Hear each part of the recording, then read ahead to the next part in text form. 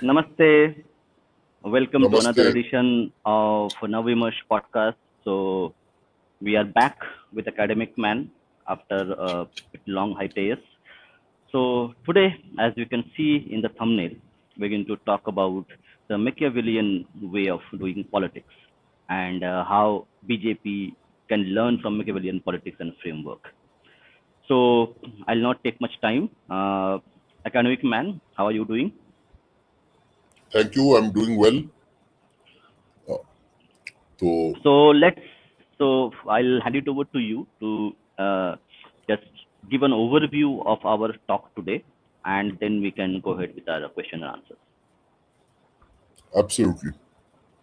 So let's start with some of what is there in the the title, the thumbnail. So the man on the thumbnail is Niccolo Machiavelli. He was a Italian political thinker in the 16th century and all. So he was very famous for writing some books. Okay, he was a diplomat and all that. He One of his most famous books is The Prince. You all can read it. It's very interesting. Like he has a very faint view of humanity. You can see, like, he does not trust people at all, and he's like, मतलब राजा को power के लिए जो करना पड़ेगा. He's like that. Like, uh, so a lot of things he says in that book. I haven't read that book for a decade almost. I read that book, 1 decade ago almost. But one thing that his book, produced, he was an Italian, so his book produced many other kind of ideas in politics and political science. One great political scientist, come economist, was Vilfredo Pareto. Vilfredo Pareto was writing in the 20th century. Okay, so one of his most famous theories was that, and he was also an engineer. So one of his most famous theories was that of the foxes and lions, who were the ruling elites. So using Machiavelli's theoretical stance, he deduced that there were two types of ruling elites in any society. One is fox and one is lion. So what is a fox and what is a lion? A lion is someone who is holding on to power, like somebody who is an old elite. A fox is a new rising elite with new ideas, new kind of new looks, new kind of ideas, and a different kind of, he's using a different kind of logic to appeal to people. जैसे सोच लो कि what BJP was in 2014, right? Modi was a fox, Congress was the lion. Okay. Now, anyone who reads Pareto's theory just on the surface level will think that, okay, so basically the fox, you have to be a fox, you have to reinvent yourself constantly, and you have to kind of create the ideological basis for your politics and play very clever. You have to make alliances, like just when BJP made the alliance with PDP and stuff like that. You have to play it very clever. You have to reinvent the wheels of politics, essentially. So from that standpoint, being a fox seems very attractive.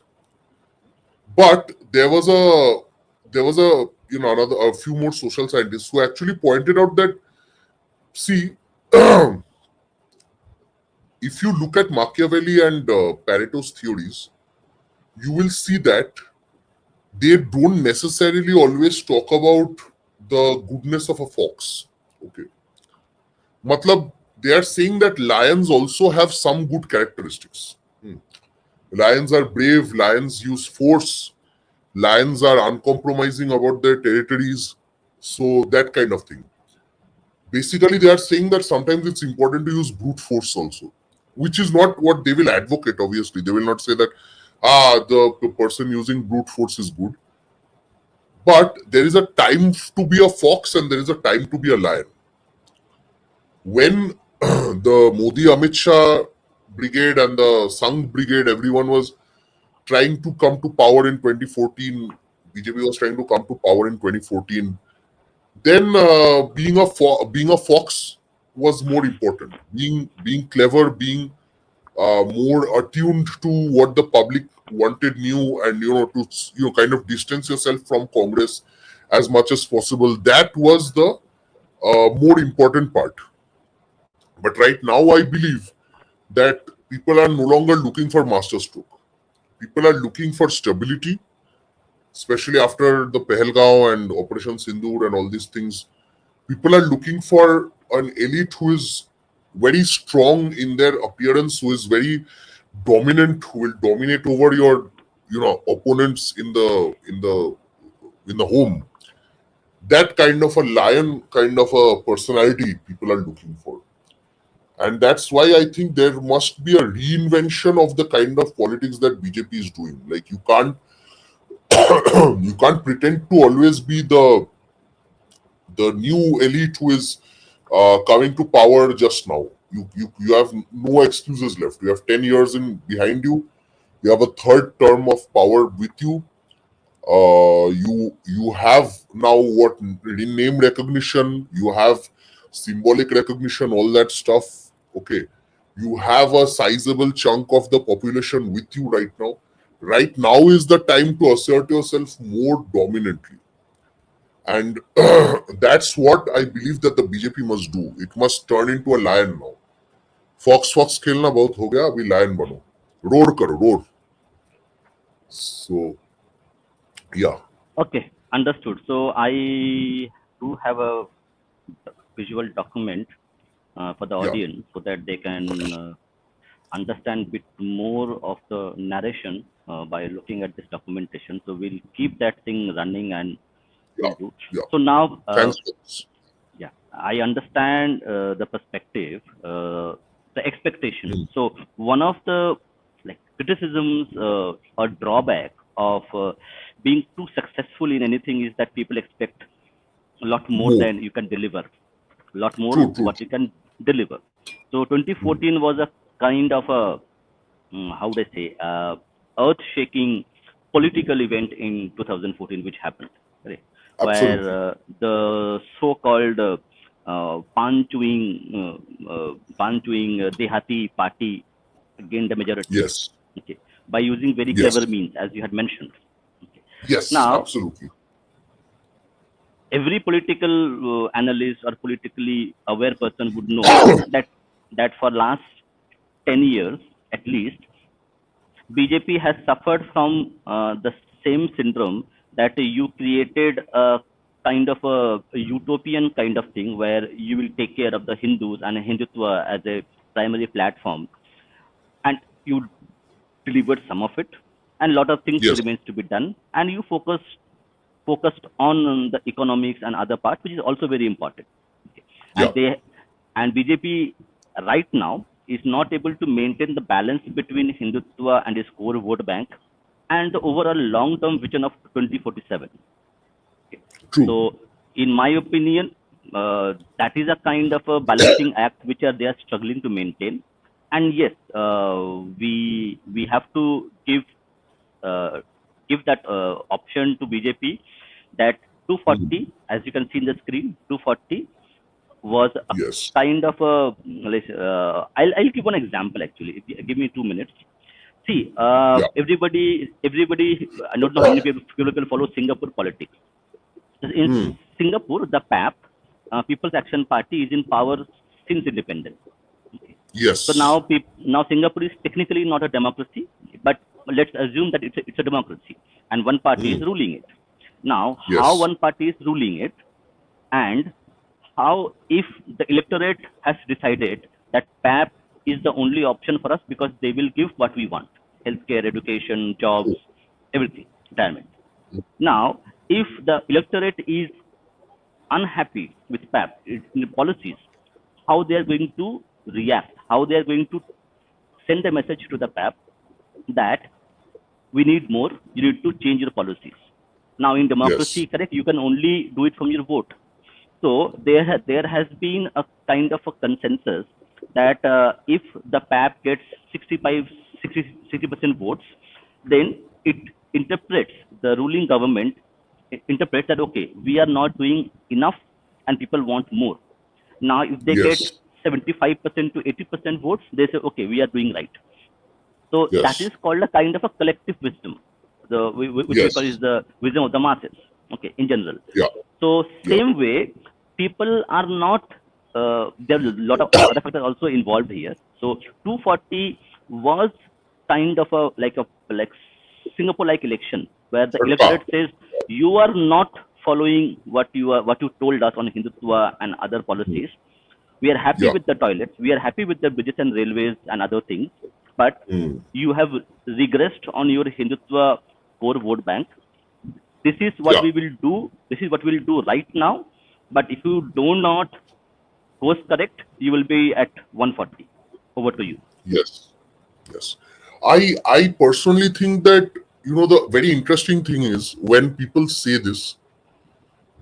Now, personally, your and my stakes are different compared to, let's say, somebody who votes for Piyaz Kadam, Alu Kadam, right? You and I don't think like that while voting, and many of us don't. In like many of our audience also don't.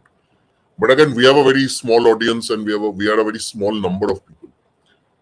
I actually believe that even people like us do vote for the BJP, no matter what, because we don't have any option. We don't have, the other parties are totally against any kind of Hindu rights whatsoever. At least BJP isn't. But having said that, I think that is where the BJP gets one thing wrong. BJP thinks that BJP any ruling elite, uh, anytime when it's ruling for a while, it gets it wrong. That these guys will vote for us no matter what, right? Adi, Tufan, Jobio, these people will vote for us because there is no option. They forget that they need more people like us. That is the problem. To retain power, you actually need people who are thinking like us more. The Alu Piyaz wale, they will vote one day for you, other day they will vote for Congress, the next day they will vote for Samajwadi, Namajwadi, whoever. But it is the ideological voter whom you need to increase in society, who will be your megaphone, microphone, who will fight for you no matter what, who will do what. And when you don't do enough on the ideological front, you risk, you risk giving the population, a large section of the population, over to these alu piyaz wala people. Okay, which is the biggest problem with any ideological outfit. So a Congress does not need to worry about ideology. Congress is basically right-wing Islam. If you look at the ideology, Congress, all these parties, right? The non-BJP parties. BJP is, I guess, center-left and and socially sometimes Hindu, sometimes secular kind of party. But Congress and all, they don't have any ideological commitment towards the country. What they have is basically Alu Piyaz wala model. Matlab, your Alu Piyaz is high, your petrol is high, so we'll reduce it. That's all they have. Basically, they have subsidy politics. And obviously, with a country like Neerajan keeps saying that sub-Saharan Africa GDP rate country, that's Alu Piyaz politics will work. And that's the problem. That's why BJP thinks that if BJP thinks that it can keep wrestling power on the basis of Alu Piyaz, then it won't work, because there will always be somebody who will sell alu le lo bolke kam paisa mein alu bechenge. Okay? It won't work. And that's where I'm saying that BJP needs to be more lionizing in its approach. Why I'm saying lionizing? Because this is a big problem with any ideological and nationalist outfit. When you try to be a internationalist or globalist, you will fail. That is a big problem. Matlab, if you see any right-winger movement, any nationalist movement, when they stay in the lane, when they stay within the country, I'm not saying don't go outside the country, but I'm saying that your main focus should be getting the people of your country to support you, no matter what. Okay. So let's say, for example, Trump is losing his base, large amount of his base, right now because he is involved in the Israel-Palestine conflict. He is involved in the Russia conflict. He is involved in India ka conflict. Okay. Nobody told him. No, the serious MAGA guys who are there, who voted for him this time, who are our counterparts, let's say in America, they did not tell him to get involved in Israel, Palestine, this, that, Iran, yeah, wo. They did not tell him. They said, "Bhai, jitna bhi war hoga, you don't give a damn. You will stay in your country. You will vote for. You will work for the people of this country." We precisely voted for that. Ki our army does not need to go fight wars in the Middle East anymore. And Trump को विश्व गुरु बनना था, उनको Nobel prize लेना है. So he is doing some stuff, or maybe there are some US deep state stuff, I don't even know. But my point is this, that the Trump of 2016 is not the Trump of 2024. His base is angry at him now. And if you remember, the Trump of 2016 was a guy who said, "Ki I won't give aid to Pakistan," which is why even people in India supported him. They were like, they were different because they did not want to, the movement that Trump started actually, he, America first, he actually stood on that ground. But when we see that Modi ji is also trying something similar, like he is sending Jaishankar to different things, he is kind of, he's trying to play a more foreign crowd. I'm happy that he does that, and I will support him no matter what in that. But he must understand that if he tries to play that more than coming to domestic politics, then that will be a problem. Like, domestic politics cannot be done at the cost of international politics. Okay. My point is that if you have two masters, you cannot please two masters if you are a nationalist. You have one master, and that is the country, the people of this country. Foreigners won't vote for you. You being a liberal, you being a Vishwaguru in that sense, liberal Vishwaguru, nobody cares. Especially when you see that before Operation Sindoor, America seemed to be with us, and then right after Operation Sindoor, they totally changed the tune. So seriously, the problem is that with countries, when the countries like US are in the charge of power, they don't give a damn about our interests, obviously. So if you are towing their line, then you will get screwed sometime. But a person like, let's say, Xi Jinping does not need to worry about that. Xi Jinping does not give a damn, I think, that much about what American press thinks about it. American media will think about, our media, Indian media thinks about it. He knows ki, bhai, no matter what, if I keep my country the way it is, if I rule over the people of my country, that's all I need, right? So a leftist can be a globalist. When I say leftist can be a globalist, I'm talking about people like somebody like Manmohan Singh, somebody like Obama, okay, somebody like even Rahul Gandhi. Rahul Gandhi को star बनना है, but उसको star बनना है New York में. He doesn't need to be a star in Maharashtra. He does not need to be a star in, let's say, a village of West Bengal. He doesn't care. For him, the international optics has always been more important because he's a globalist. It's always been the case. Same as Communist Party. The Communist Party has always been globalist. The Communist Party had done more optics to get Derrida in Kolkata, the great, the great postmodernist, post-structuralist Jacques Derrida from France, and all. They got him into Kolkata Book Fair. Okay, but Jacques Derrida को अगर पता होता कि a few years ago they did Moritz Jappi, he wouldn't have come, I guess.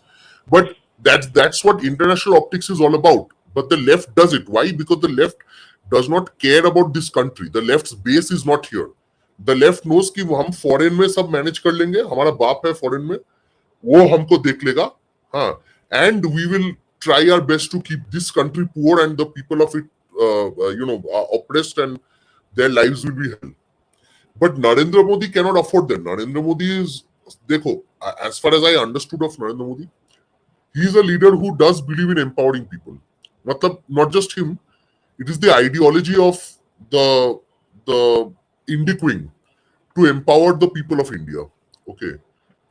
So if you are empowering the people of India, then the problem comes ki you can't, like I said, you can't serve two masters. You can't also be a liberal in front of the world ki ha bahut acha hai. This is, we are the most liberal country in South Asia. And then you can't say that, okay, but dekho hamare log bhi bahut अच्छे hai. We don't care about all this communal politics and all. We are a very nice place. We are a very nice country. Everyone has good feelings. Everyone loves the minorities, so-called, except in Bangladesh, Pakistan. So the point is that if that is the image they want to cultivate, then they will fail every time, because the left, the global left, the globalists, the people in power, they will never want an India where people are happy and prosperous. And that is why I'm saying that become a lion. A lion is somebody who protects his territory. If somebody else, even another lion comes, he will kill that lion. If that lion has a baby, then he will kill that lion's baby also, if it's a male child. Okay. Why? Because lions are aggressive. Lions don't care about good feelings and cleverness and stuff. Okay. Lions will do whatever it takes to survive in that area, which is a wilderness, which is a forest where nobody cares about you. Then you have to care only about yourself. And that is where I think the BJP must, the BJP and Modi ji, they must adopt this nation first thing fully. When they say nation first, they have to do nation first. That is what I'm trying to say. Understood. So now let's continue the conversation. So Yeah.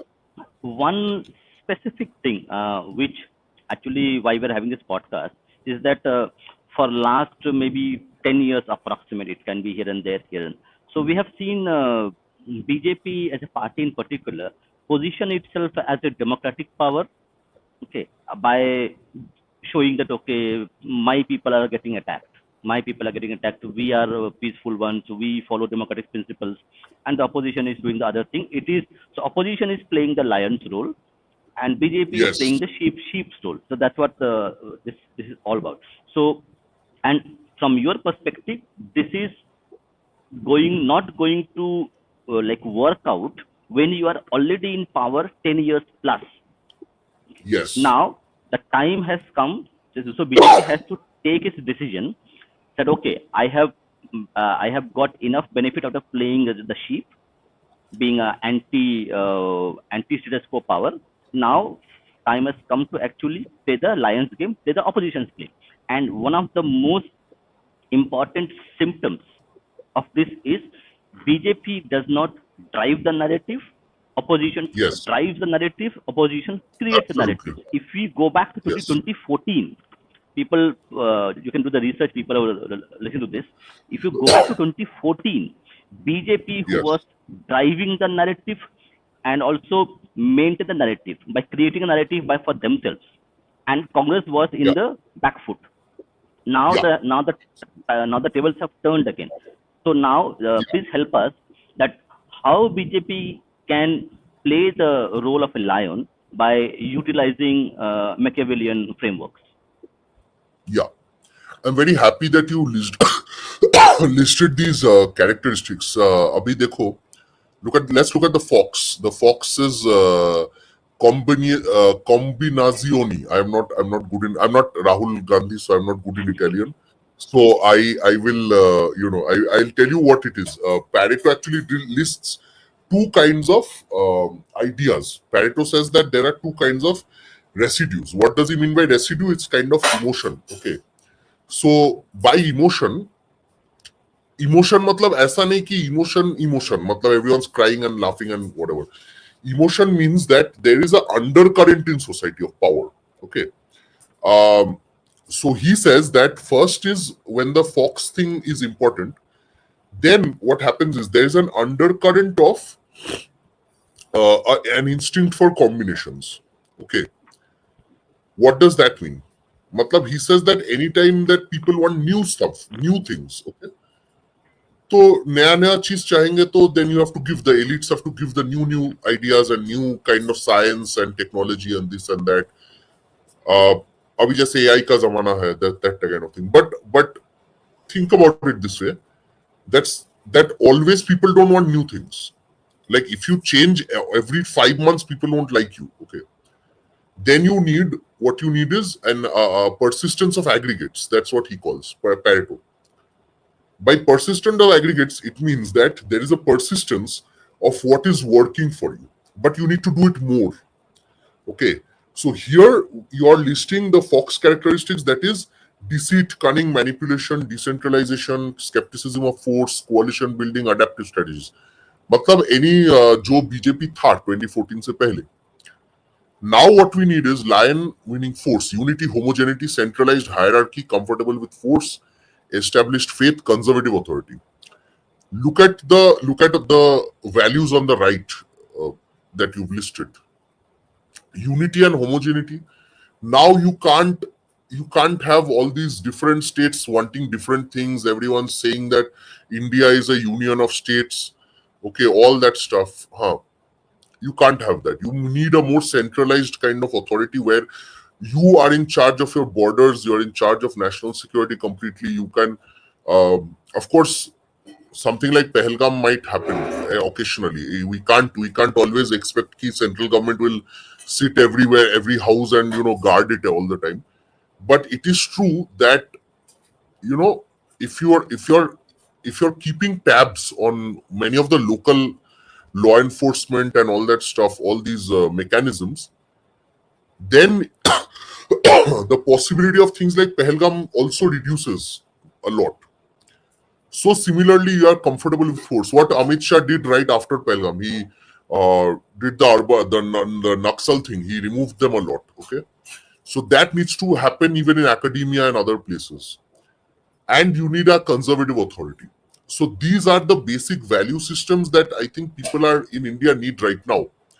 India does not need more gimmicks and tactics at this point. India needs the central government to lock in on what makes it strong and keep doing that. Wherein you force your opponents also to either become nationalist, or you keep brutally exposing them and putting them in whatever, because many of them are also engaged in criminal activities. You also do that, and this is not even a controversial thing to say. This is what BJP leaders always say, that there are thieves and there are scammers in every other state, right? So if you have to now do if you try to think that, okay, I will have a democratic facade, I will look good in front of the world by keeping a very good opposition, very very powerful opposition, where Mohua Moitro can lecture you on democracy in the Lok Sabha while her own state is burning, right? Then if you keep these people in the helm of power without any accountability, I'm not saying that don't, I'm not going to advocate the use of force here, but I'm going to say obviously that if somebody is countering your basic image in the Lok Sabha and becoming a superstar, then keep hammering the image of her own state and her own constituency in the media all the time, 24/7. It must be a war of attrition. It must be a war that we keep playing. It can't be a seasonal thing. West Bengal में panchayat election आएगा तब 100 लोग मरेंगे तब हम रोएंगे. It can't be that. West Bengal is a hellhole that needs to be exposed all the time. There are at least, I think at this point, 200-300 professors sitting in central universities who are writing against the country every day on social media, on their academic papers. Do find a system to eradicate them from the jobs, not from life, from the jobs. Hold them accountable. Ask them that you are getting paid by the taxpayer. What are you doing for the taxpayer? ये सब करना पड़ेगा. If you don't do it, simply if you want to act democratic, then it won't work anymore. That's the feeling that we have, I think, and I think we all share this. That if you can be nice and stuff, but you never get. Ultimately, the real issue is that you can be a nice guy, but Genghis Khan is not remembered for being a nice guy. Genghis Khan is remembered for taking over most of the world, okay? And I'm pretty sure he didn't do it with democracy. Uh, and that's the whole point. He first, and more importantly, if you look at what Stalin and the USSR, they held on to power for very long. How did they do it? देश के अंदर जितने गद्दार थे सबको मार दिया. Stalin did purges. They put people in gulags. They basically, I will advocate the CPM's line. Ki be like the USSR. If you have to survive, be like USSR. Don't be USSR economically, that will suck. But be like USSR socially. I'm totally advocating what CPIM would. If you ask any old CPIM leader, they will say be like USSR was the best country in the world. So be like USSR. Be like your friend Gigi. And that is the whole point, that you can't afford to be democratic in that, you can't afford to be fully democratic. Democracy votes but also the central government, which has 30 crore almost voters, if I'm not wrong. 30 crore voters of this country are voting for BJP. If these 30 crore people also vote for you for safe national security and all kinds of these things, that they're sick and tired of the left, so they are voting for you consistently. Their number is increasing every year. But you must meet what they want. You must give them some things that they want. If you keep making them want more and more, their numbers will decrease. It's as simple as that. Understood. So now we'll just zoom it one by one. So now we're going to analyze it. We have set the premise in terms of what BJP needs to do, where they are making mistakes, and which frameworks can work. Now let's go back to post 2024 BJP. Do you Yeah. see any change in post 2024 BJP in terms of its activities, actions, and its overall functioning at the central leadership as well as the state leadership? I agree with you. There is a important change. There are some changes. For example, I see a spate of new media, even in Bengali and Hindi and English, which have come up in the social media space. I think the takeover of NDTV is almost complete with different nationalist journalists. I can see that the textbooks have changed finally, and they are calling the Mughal period for what it was finally after 10 years. They are just sending Meenakshi ji to Rajya Sabha. So there are some visible changes, we must admit. And this is good. Like, this is finally they are addressing some like ideological issues that Dekho, the funny thing is, I've always meant this. The difference between Congresses and BJPs, like Hindu nationalists and so-called, even if I assume like somebody like Shashi Tharoor, right, who is overall nationalist, a Congressy nationalist and a Hindu nationalist has only one difference. Hindu nationalist says we have been enslaved for 1,000 years, and Congressists say we were enslaved for only 200 years. There is that small difference, but very big difference actually. And finally, and dekho, there are precedents. Like if you look at the historians like Jadunath Sarkar ji, this one, R.C. Majumdar, and all of them agreed that the Mughal period was one of the worst times. Mughal and the Sultanate periods, they were the worst times. And finally, if they have the guts to say, okay, that that there was a dark period at this time, then we must we have to give them some points, some brownie points for this. And I think it's good. I think also that at the state levels there are some changes. For example, recently BJP appointed Sri Shamik Bhattacharya in Bengal. And I think that Shamik Bhattacharya is a very interesting guy in that he actually just started off, and he has bombasted the CPIM and Congress heavily. How? He started off by showing in the ABP Anand interview that actually, Jyoti Babu was one of us. So how like not exactly one of us, but kind of like us. Why? Because he voted for partition. Okay, along with the way Shyama Prasad Mukherjee wanted, like being partition of Bengal to create the Hindu homeland.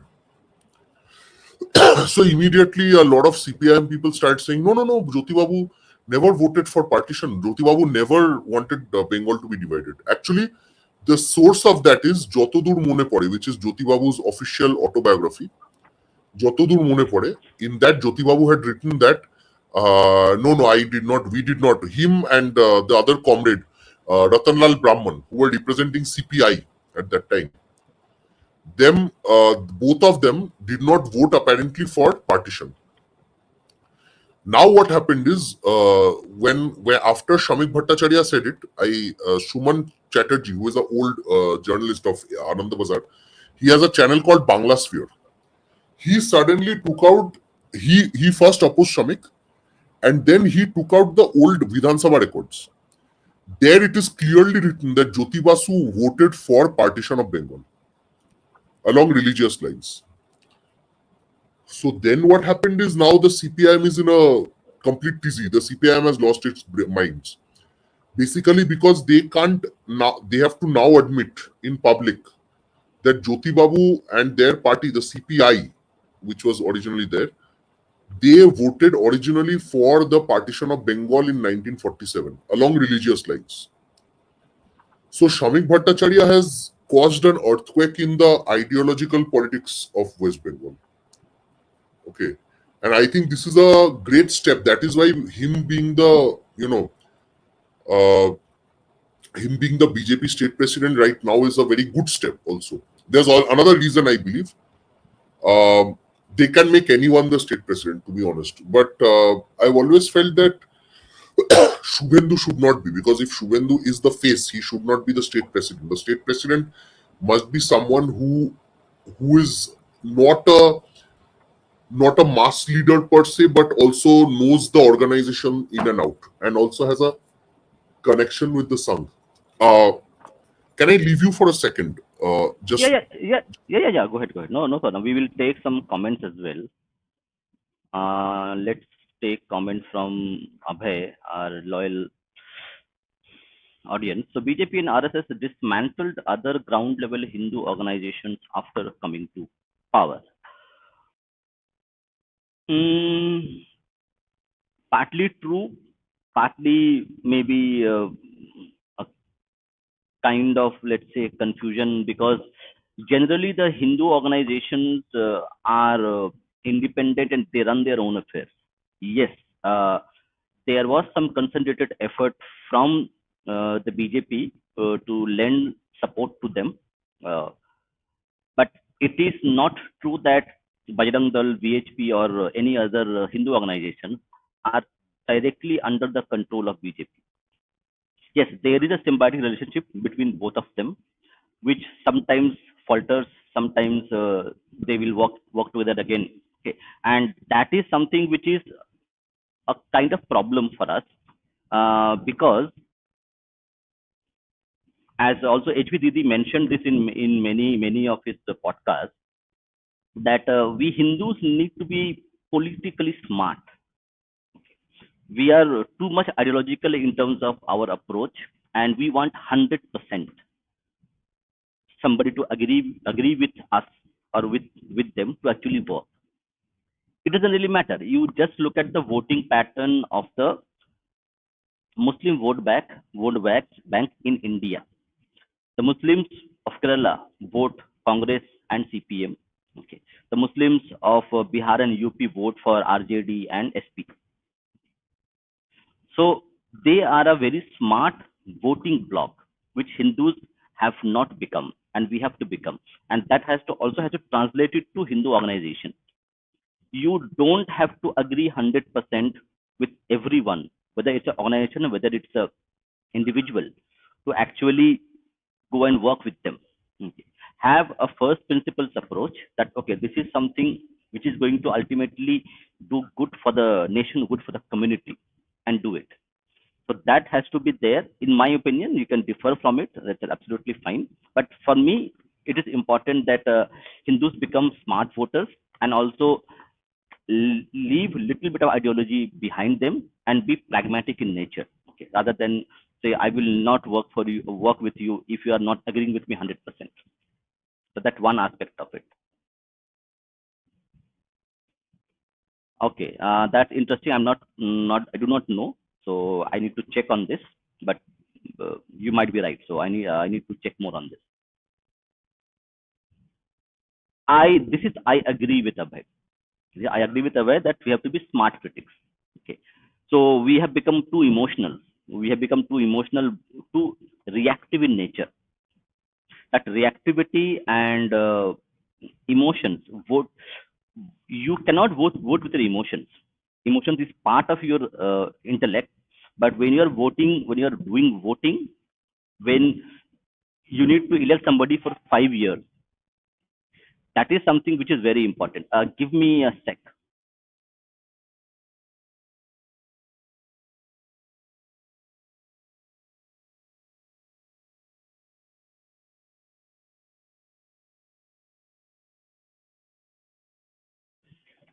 Sorry, somebody was on the door. So we have to be not reactive enough, but we need to make sure that when we are going to vote for a party, think for next 5 years, think for next 15 years, and then do the tactical voting. Okay. And the community building has to be there, which is still going on. So we Hindus need to build a community, and that is only going to help the cause. Okay. Voting and policy criticism has to be kind of kept. No, you cannot. I'll give an example. Okay. The current state of affairs, where the government runs everything from your electricity, from your water, to your roads, to your hospitals, to your judiciary. Now, right now, you cannot change that thing. Right now, not even in 10 years, you cannot make those changes in 10 years. Okay, from your perspective. So you have to vote thinking in mind that who is going to deliver all these things at the central level, at the state level, at the local level. So your voting is to be more holistic in nature, considering everything. If you are going to vote for a party or a candidate just because he did not fix your road or water or some other issue, and I'm not going to vote for him, then you might be making a choice because your that vote is going to make sure that who is going to be at the center, who is going to be at the state, and that is going to impact whether you get a good school, good education, good healthcare, and good and a better policy system. So you have to bunch it, bring it together, and then vote. That's how it is actually now. See, you have to be pragmatic in nature. I want all judiciary, healthcare, education to be more private, more open, so that people can do what they want, do their innovation. Right now, it is not possible. If that is not possible, then I have to make a pragmatic choice, and that choice is which is there. So take an example of Assam and Odisha. Assam and Orissa have voted in a way where they have got enough projects, enough money from central government to build their own state economy, but they have still maintained their autonomy. So it was like a tactical voting that happened, and that has to continue. That has to even increase so that you can enjoy both the perks of a state government and also perks of a central government. We'll take some other questions which was there. Okay, academic man is back. Welcome, sir.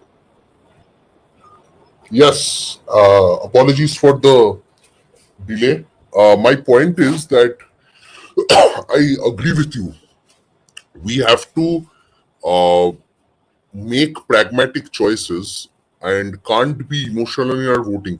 Voting के time पे, of course, we have to be pragmatic. But I think that I'm also happy with some of the criticisms that are coming out sometimes. You know why? Because um, in that sense, we can try and point out sometimes. Obviously, देखो, uh, I think most of us are grown-ups. Not all, but many of us are grown-ups who know that there are limits to reforms. There are limits to what the BJP can achieve with its power. But at the same time, sometimes if there is a even 1% section of the society which is on your side ideologically, and it's saying that you have to do more, then that section can help. I'm not saying that section should say I'll vote for Congress tomorrow, although some people will say that. But interestingly enough, that section needs to be also loud. If that section is loud, I think that we can uh, kind of see a more even better version of BJP, like what we were discussing, right? Some of the good stuff that has happened after the 240. BJP is winning, and not just winning. BJP is now taking the foreigners bill and all that stuff. So I think that for a change, this has motivated them. But this pressure bana rehna chahiye. In that sense, you need to. I think that that's the fallacy of what was happening before 2014. Uh, I've seen the BJP internally for a while. Like some of us are there, we have friends, family, some people we know, and I felt that after 2021, especially in Bengal, I don't know the other states, but at least here I saw that there are a group of yes men, very big yes men, who will say that हाँ मोदी जी करेंगे तो ठीक ही है. मतलब they had no independent line of thought. They were like, if Modi ji जो बोलेंगे ठीक है, and बस यही. मतलब they did not have, their main claim to fame was that Narendra Modi Jindabad and Jai Sri Ram sometimes. Okay, there we need people who will of course say that openly, but inside they will also have some, they will also point out where the party is going wrong. For example, when the party state leadership is often accused of colluding with TMC. How? Because a lot of the party members, they have good relations with TMC leaders. Okay, this does not hurt TMC much, it hurts the BJP much more. So if the central, देखो, West Bengal is very different from other states, as you all know.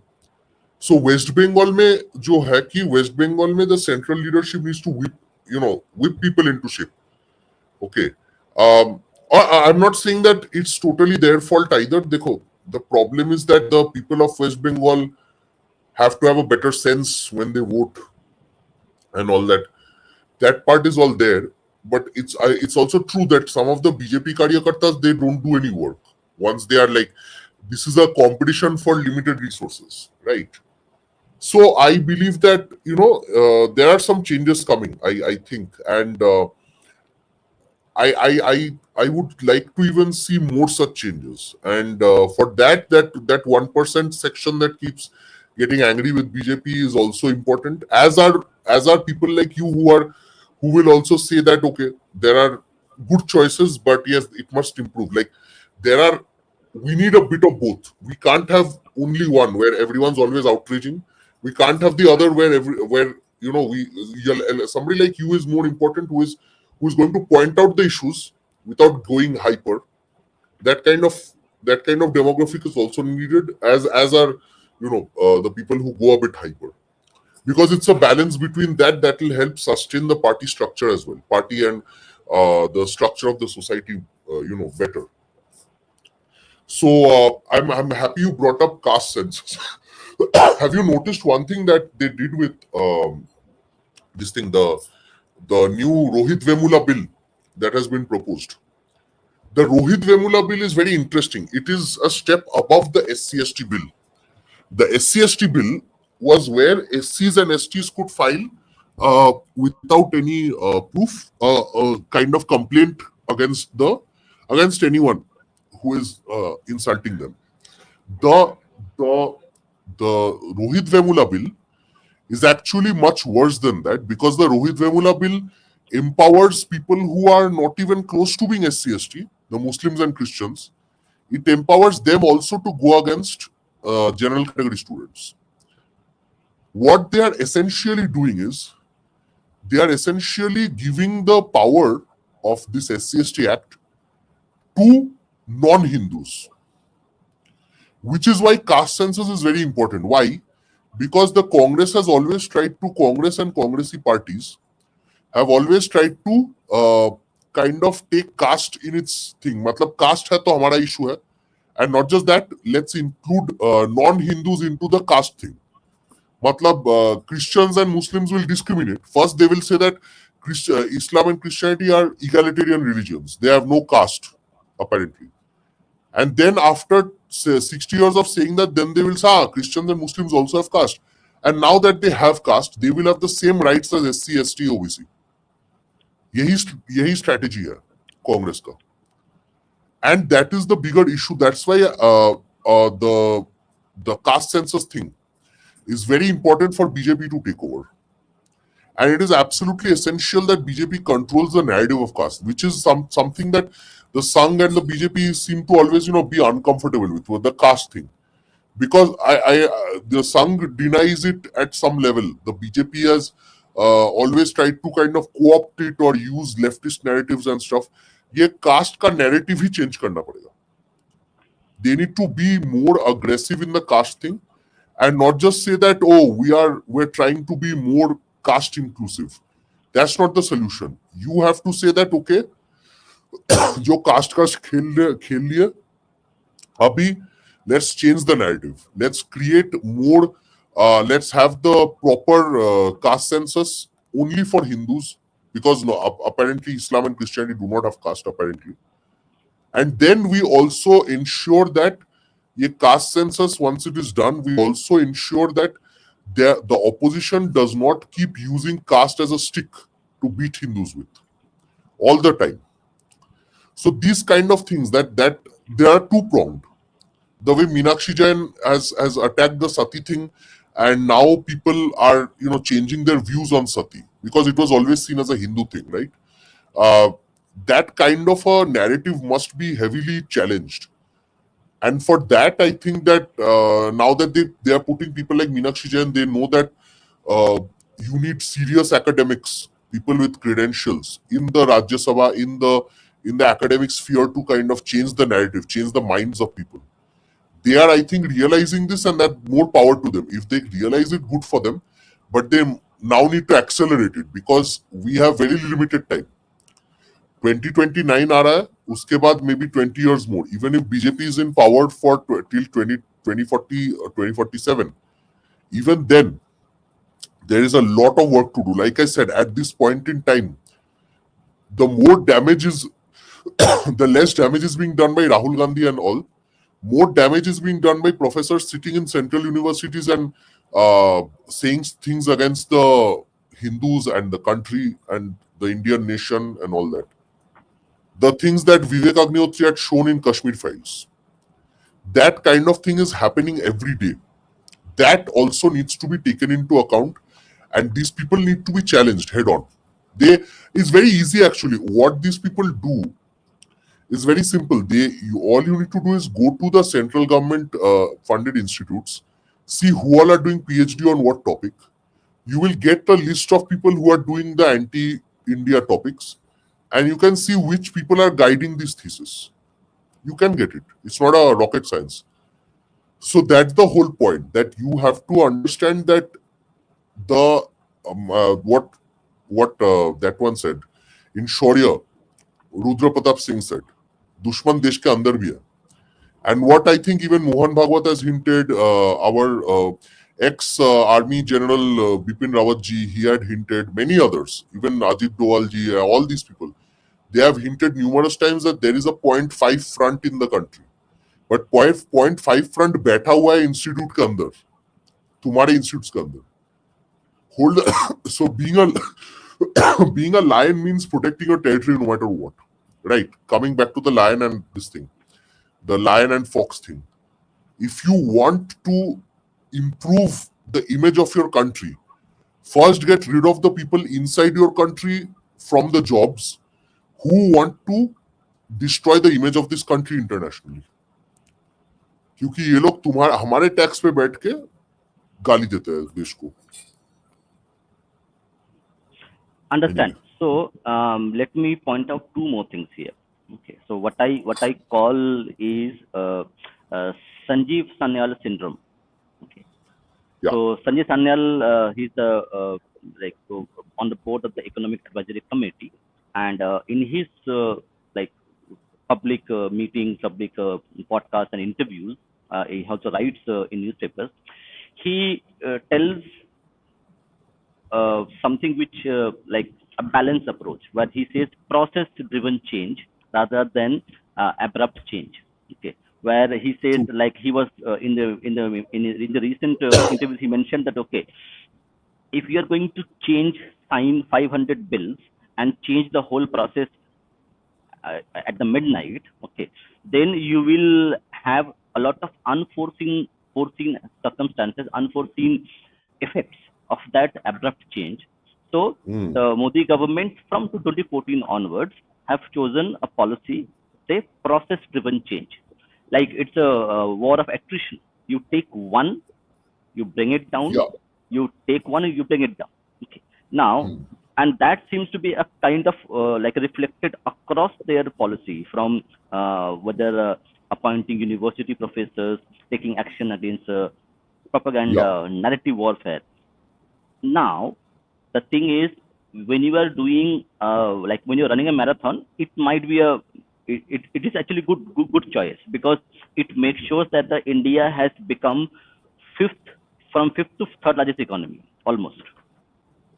I think we Yeah. are fourth now. We are fourth Well, now. fourth So will beat Germany very soon, I yeah. guess. Yeah. So let's see that if the trend continues from fifth largest economy, we will become third largest economy. Okay, that Yeah. cannot happen if you have a very, I would say, a very hurried approach towards reforms. They True. are True. True. required, but they will happen from the back end. Okay, now because we are in a election driven country, okay, where the elections play a very important part in your economic and other policy segments. Okay, Yeah. example, correct, if you are going to vote for Congress, you will, the byproduct is you will get Rohit Vemula bill. Yes. Yes. If you're going to vote for the BJP, you will get a diluted Waqf bill. Yes. Okay, so now that That's a choice good point. that choice has to be made by the voters, that what they want.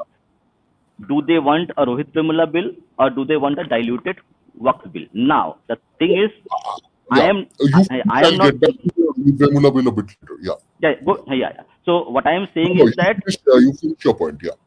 yeah. So what I am saying is that now this attrition warfare needs to be increased in pace, and that we are seeing. Yeah. So voters have told BJP that if you are not going to take care of your core vote bank, we are not going to wait forever. As you mentioned in also in your last podcast where you came as an audience, you mentioned that Yeah. if BJP has done a smart job by not doing everything at once. That's perfectly Yes. understandable, and Yes.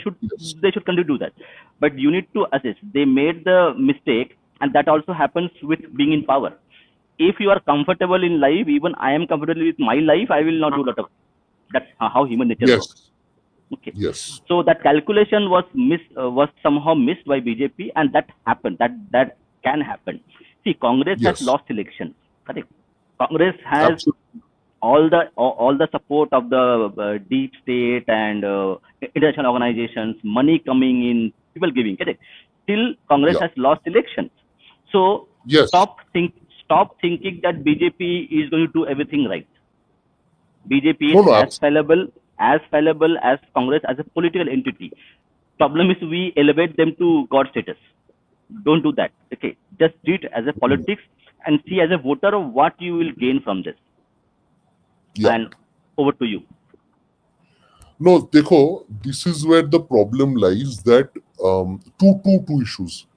The Congress can win the lose 500 elections. Okay. Rahul Gandhi can afford to lose 500 to 1000 elections. He will still be the Congress president because his support system is something that BJP will never have. Okay. As you know, as you just mentioned. Now the problem here is that is why BJP is like that poor rickshawala's son who has cracked the top institute, but it will take one failure, one exam fail, and he might be out of the institute. Okay. And Rahul Gandhi is that son of the dean and all that, who will continue to stay in the institute no matter how many times he fails. हाँ, problem ये है, problem वो नहीं है कि I totally agree with you that yes, a ruling elite might have problem. Many ruling elites have messed up. India में तो ruling elites are like have messed up more than actually done good. Okay, that is the reality. The people of this country are spiritual, so it is lasting for this long. But the problem with the BJP is that the BJP should not think that it is the ruling elite of this country. That is where it gets it wrong.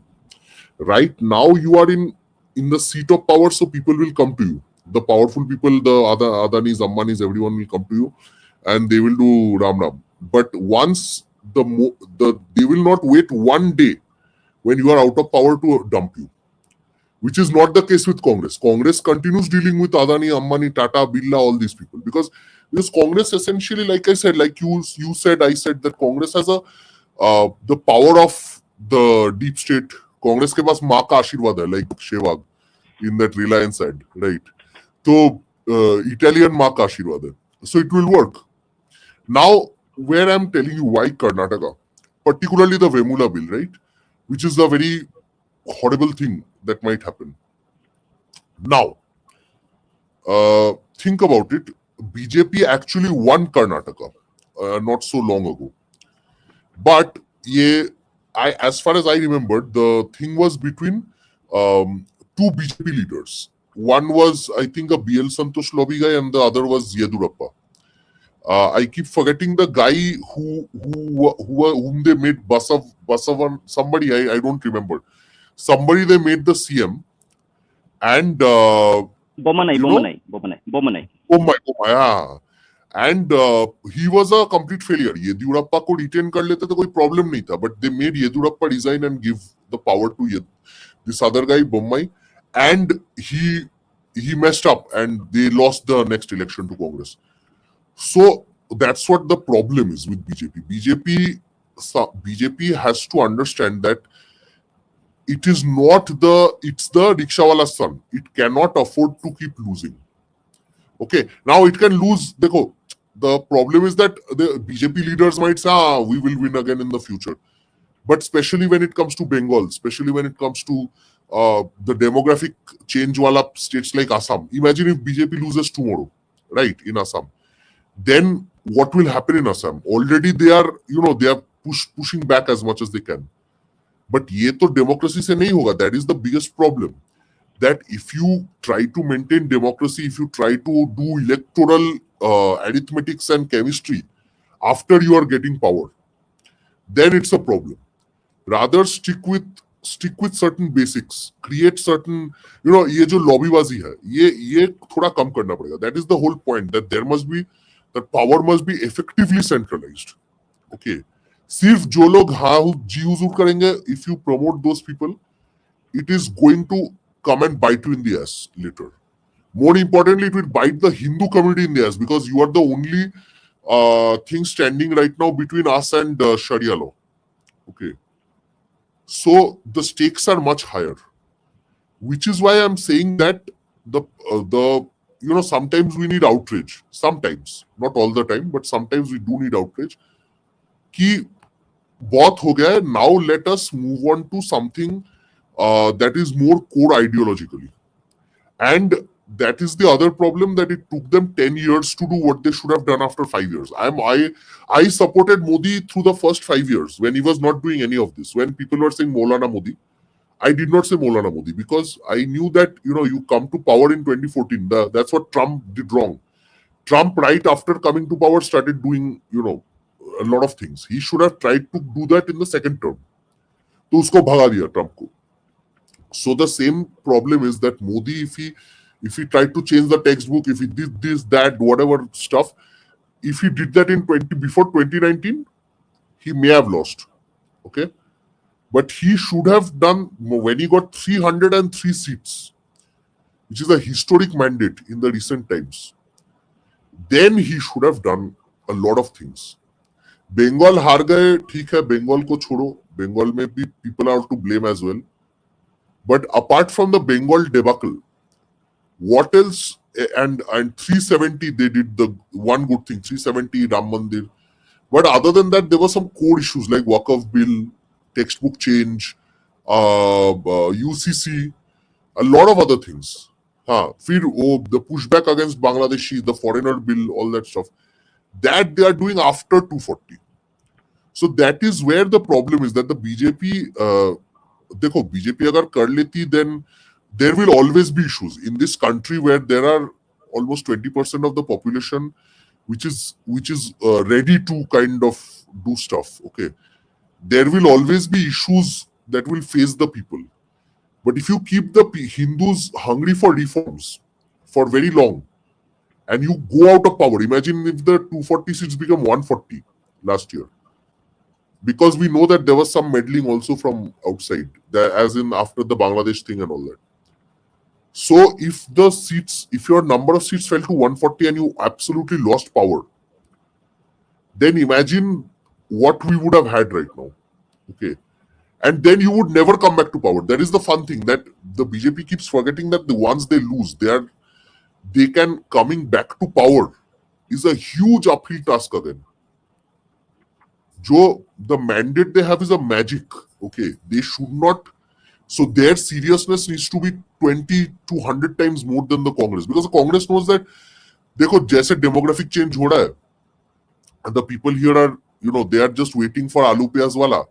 They will vote for us 1 or 2 days later. Congress needs to bide its time. Congress needs to be like Pakistan army. It needs to sit and just relax, and जो मतलब देश में आग लग रहा है लगने दो, जो होना है होने दो. Our voters are getting ready for the time when India will have a Hindu minority population in many states, and slowly we will start taking over. They can wait, we can't, and that is the whole problem. That is the whole problem behind the urgency. And we can debate about this a lot, and I agree with you that the reform aspects can be taken slowly. But right now, I think after Ram Mandir, Ram Mandir did not just mean that you build a temple. Ram Mandir meant that something that was deemed impossible by the whole world, you did it. But it also means that the population is now ready for more incremental changes in that direction. It means that now you can do things that the world considers bad, but you can do them. Okay. You can do it with force. And the population is like, there were no dangas after Ram Mandir, right? So that means that even the Patharwas, they are also understanding कि अभी नहीं करना है. But that momentum needs to be taken forward also. Especially in academia. देखो academic reforms करेंगे तो अभी I don't think there will be a huge problem either. Academic reforms जैसे करना है वैसे अगर करेंगे तो it will happen much faster. But it will take, again, like I'm saying, the population is also ready for the next step. Okay, it's like a girl you've been dating for 10 years. Now you have to go for the next step. You have to propose marriage. So then, uske liye the girl is ready. Now you have to do it. Okay, so I'm going to ask 2 more questions, and then we have time, so we'll do few more things. Right? We have an hour. Okay. So first of all, when you are talking about most of the like money and influence comes from outside India, okay, for the opposition, okay, whatever name you give, it doesn't really matter. So let me give you a little bit of insight, which I have. It's my opinion as well. Okay, take it as an opinion itself. So 2014 onwards, correct? So there has been a huge outreach program in the Middle East from 2014 onwards, where we have built a very good relationship with the Middle East government. And if you see that when Trump was there and PM Modi had a very good rapport with Trump at that time. Yes. So and the foreign policy front, I think for last 2014 onwards, the foreign policy front, I think BJP government and central government has done exceedingly well. I Yes. think they will get 110 out of 100 if I am to give them a mark on foreign Yeah. policy, not on other Yeah. on foreign policy. They have done Yeah. excellent job. Absolutely. Yeah. Okay, so that is a kind of a like long term plan where you need to stem the flow of resources from the western hemisphere, which is going which are funding these 0.05 front. So Yes. Yes. so you can deal with the foot soldiers, but until you cut Yeah. off Yeah. that source, it doesn't have an impact that you want. Okay. Yes. Yes. So what I call is a kind of a tunnel within syndrome. Okay. So and Yeah. it Yeah. happens to everybody. It happens to institution. It happens to individual. That Yeah. you fix it on something. Okay, I need to do this thing, and by nature you ignore all the other things which you also have to do, and you you end up becoming 240. Now Yeah. the silver lining is that because BJP has an ideological base on which it is built, and it also has the resources of the Sangh to Yeah. actually like help to course correct, because Yes. the others will never do it because they are too drunk with power. The opposition and Yes. other, they are too drunk with power and ambition to do any course Yeah. correction, and that will True. never do, and that is a kind of a blessing in disguise in Yes. Yes. in some way. So now I have two questions for you. uh, Hmm. when you are talking about changing the perspective and posture of politically dealing with political parties and leadership across India. Okay. So we have seen, correct, the kind of position taken by BJP in TN, in Tamil Nadu, in Telangana, in Maharashtra, in Haryana, and in West Bengal. Now, have you seen after 2024 the centralized approach and laid back attitude? The two are very important points: centralized approach to decision making process and laid back approach, which was created because PM Modi was too much successful in doing what he was doing, and Yeah. 240 as a landmark has shattered that glass ceiling. And we had, Yeah. yeah, tell me. I think that, for example, in Tamil Nadu, I can't tell you a lot about Tamil Nadu. To be honest, I haven't been seeing a lot recently. Now with Annamalai and all that, it keeps happening that sometimes people say that he's the great last white hope of Tamil Nadu. And then the second day, somebody says that, okay, DMK will win and stuff. So I honestly don't know about Tamil Nadu. And in some ways, Tamil Nadu is a big problem in that sense for the Tamil Nadu. Tamil Nadu presents with us some problems in the sense that the Tamil pride thing might create issues for national integrity, which it does, kind of. Okay. At the same time, Tamil Nadu is also, unlike West Bengal, it is actually economically developed. So, and yet it also has a low fertility rate. So all three factors taken together, where Tamil Nadu and Kerala will be, especially Tamil Nadu, not Kerala. Kerala is a different ball game entirely. What Tamil Nadu will be doing in the next, I agree with M. Shastri. So sometimes that's the thing. Like sometimes I hear one leader's name and then 2 years later I can't. So that's the thing, that but Tamil Nadu people need to start asking whether staying away from central level politics for so long, going against central level politics, not staying away, but going against central ideologies of politics for decades now, is it doing good for their country? Is it doing good for their state? And if not, then what are they doing wrong? They have to think about it, because otherwise, a few years later, the North Indians will say, "Bhai, we never fell for the two-child thing. Hum do hamare do." And now we have a much bigger population, and why the hell should we keep, giving you more seats than you need, right? And the delimitation will happen, and the South will lose a lot of its political power. Then they must, देखो ये तो, it's always you have trade-offs. That's what Thomas Sowell says. You have to have trade-offs. So if your trade-off is that if you want to have more power in the center, you must embrace the center. You can't keep abusing the center and then say, "Ha, bhai, you have to give us power also." You can't keep doing both. So in that sense, that anyway, apart from that, the TN, what M. Shastri is saying, there's a problem with that assumption. I think Tamil separatism is slightly different, slightly similar also to different kinds of separatism, because there is also a religious core behind it. There is also a religious ideology that is promoting it, which may not be the same ideology in West Bengal, but is a similar kind of ideology that is behind it.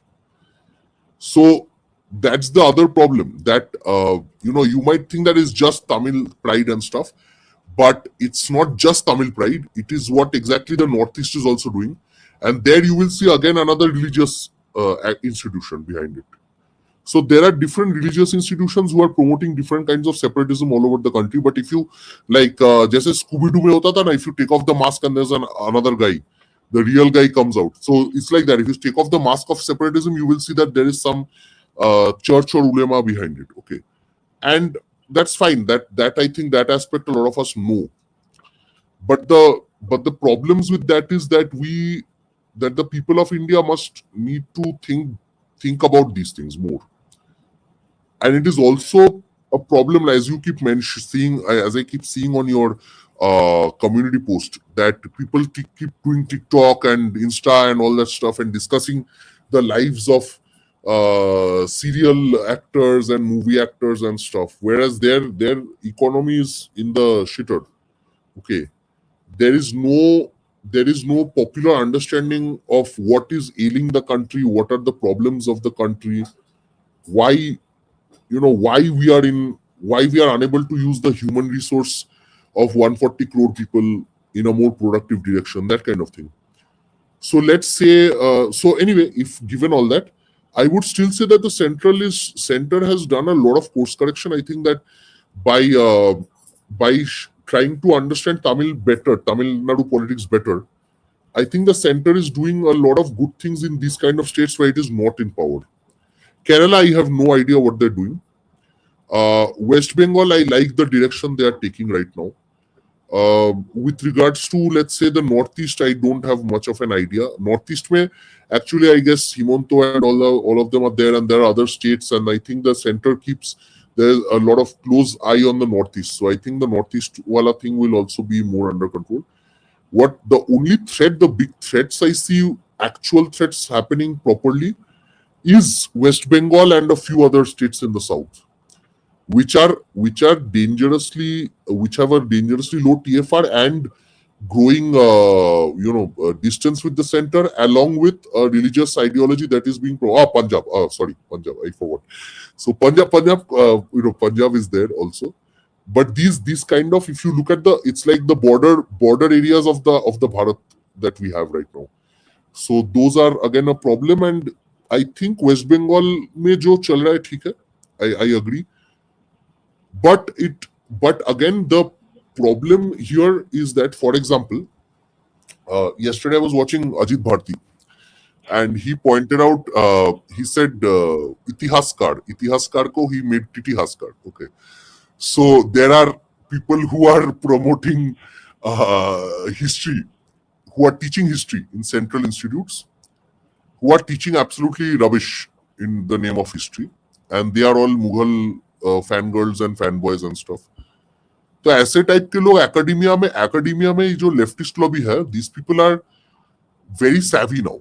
Okay, they are very good with social media right now, and they are I'm seeing that in all these social sciences and all, they are promoting new faces. मतलब रोमिला था, पर इरफान अभी तो बूढ़े हो गए. How much can you milk that same cow? So the left is trying its level best to create a new cohort of people who will again give you misinformation about caste and religion and Indian history and Indian culture and ये सब के बारे में. हाँ. Or these people are not even great scholars. That's what makes me angry. These people are not even good scholars. Like some of the guys in the comment section, they can take them on easily and destroy their credentials. But this is the problem, that they have a PhD from somewhere, sometimes foreign university, and the people take them seriously. They have to, the BJP has to up its also. So what happens is the BJP thought that social media will counter mass media and academia. Okay. Now these people realize that academia se nikal ke, we have to also take over social media. Okay, they have realized it, which is why you will see when Neerajan was discussing that that guy Ravikant Kisana's book, Meet the Savarnas, which is a very basic kind of popular book. Okay, उसमें मतलब basically उसने जो मतलब essay writing competition किया उसमें वो छाप दिया. But if you think about it, that kind of book is now being slowly promoted. मतलब popular writing and popular platforms, उसमें जो है left is doing what it's doing. The right, मतलब the Indic wing had a lot of good investment in social media, and our social media game has improved, no doubt. After 2024, I can see that the pamphlet and a lot of other kind of small outlets are coming out. But this is where they need to build more credentialed academics. Like, sirf dekho, a historian, you take a historian from the left who has a PhD from abroad, and then you put that person in, let's say, on a TikTok, okay, uska jo effect hoga, you need to counter that with another person with a PhD on TikTok. मतलब ये करना पड़ेगा. You can't have like you have to fight fire with a bigger fire, essentially. So that, Okay. I think that is the next step. Yeah. Okay. I'll take one more point and then we'll go for audience questions. Okay. I think Yeah. today we have a very good question section here, and I also add few of mine as well. So this the last point. This policy of co-opting, which RSS and BJP does. Okay, it's a kind of a duplication game they play of co-opting.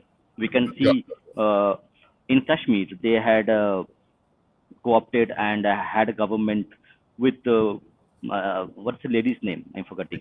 Okay, Mehbooba Mufti. PDP party, Mehbooba Mufti. So PDP, they had a coalition with PDP. Okay, now and that time there was a tornado of criticism for BJP doing that.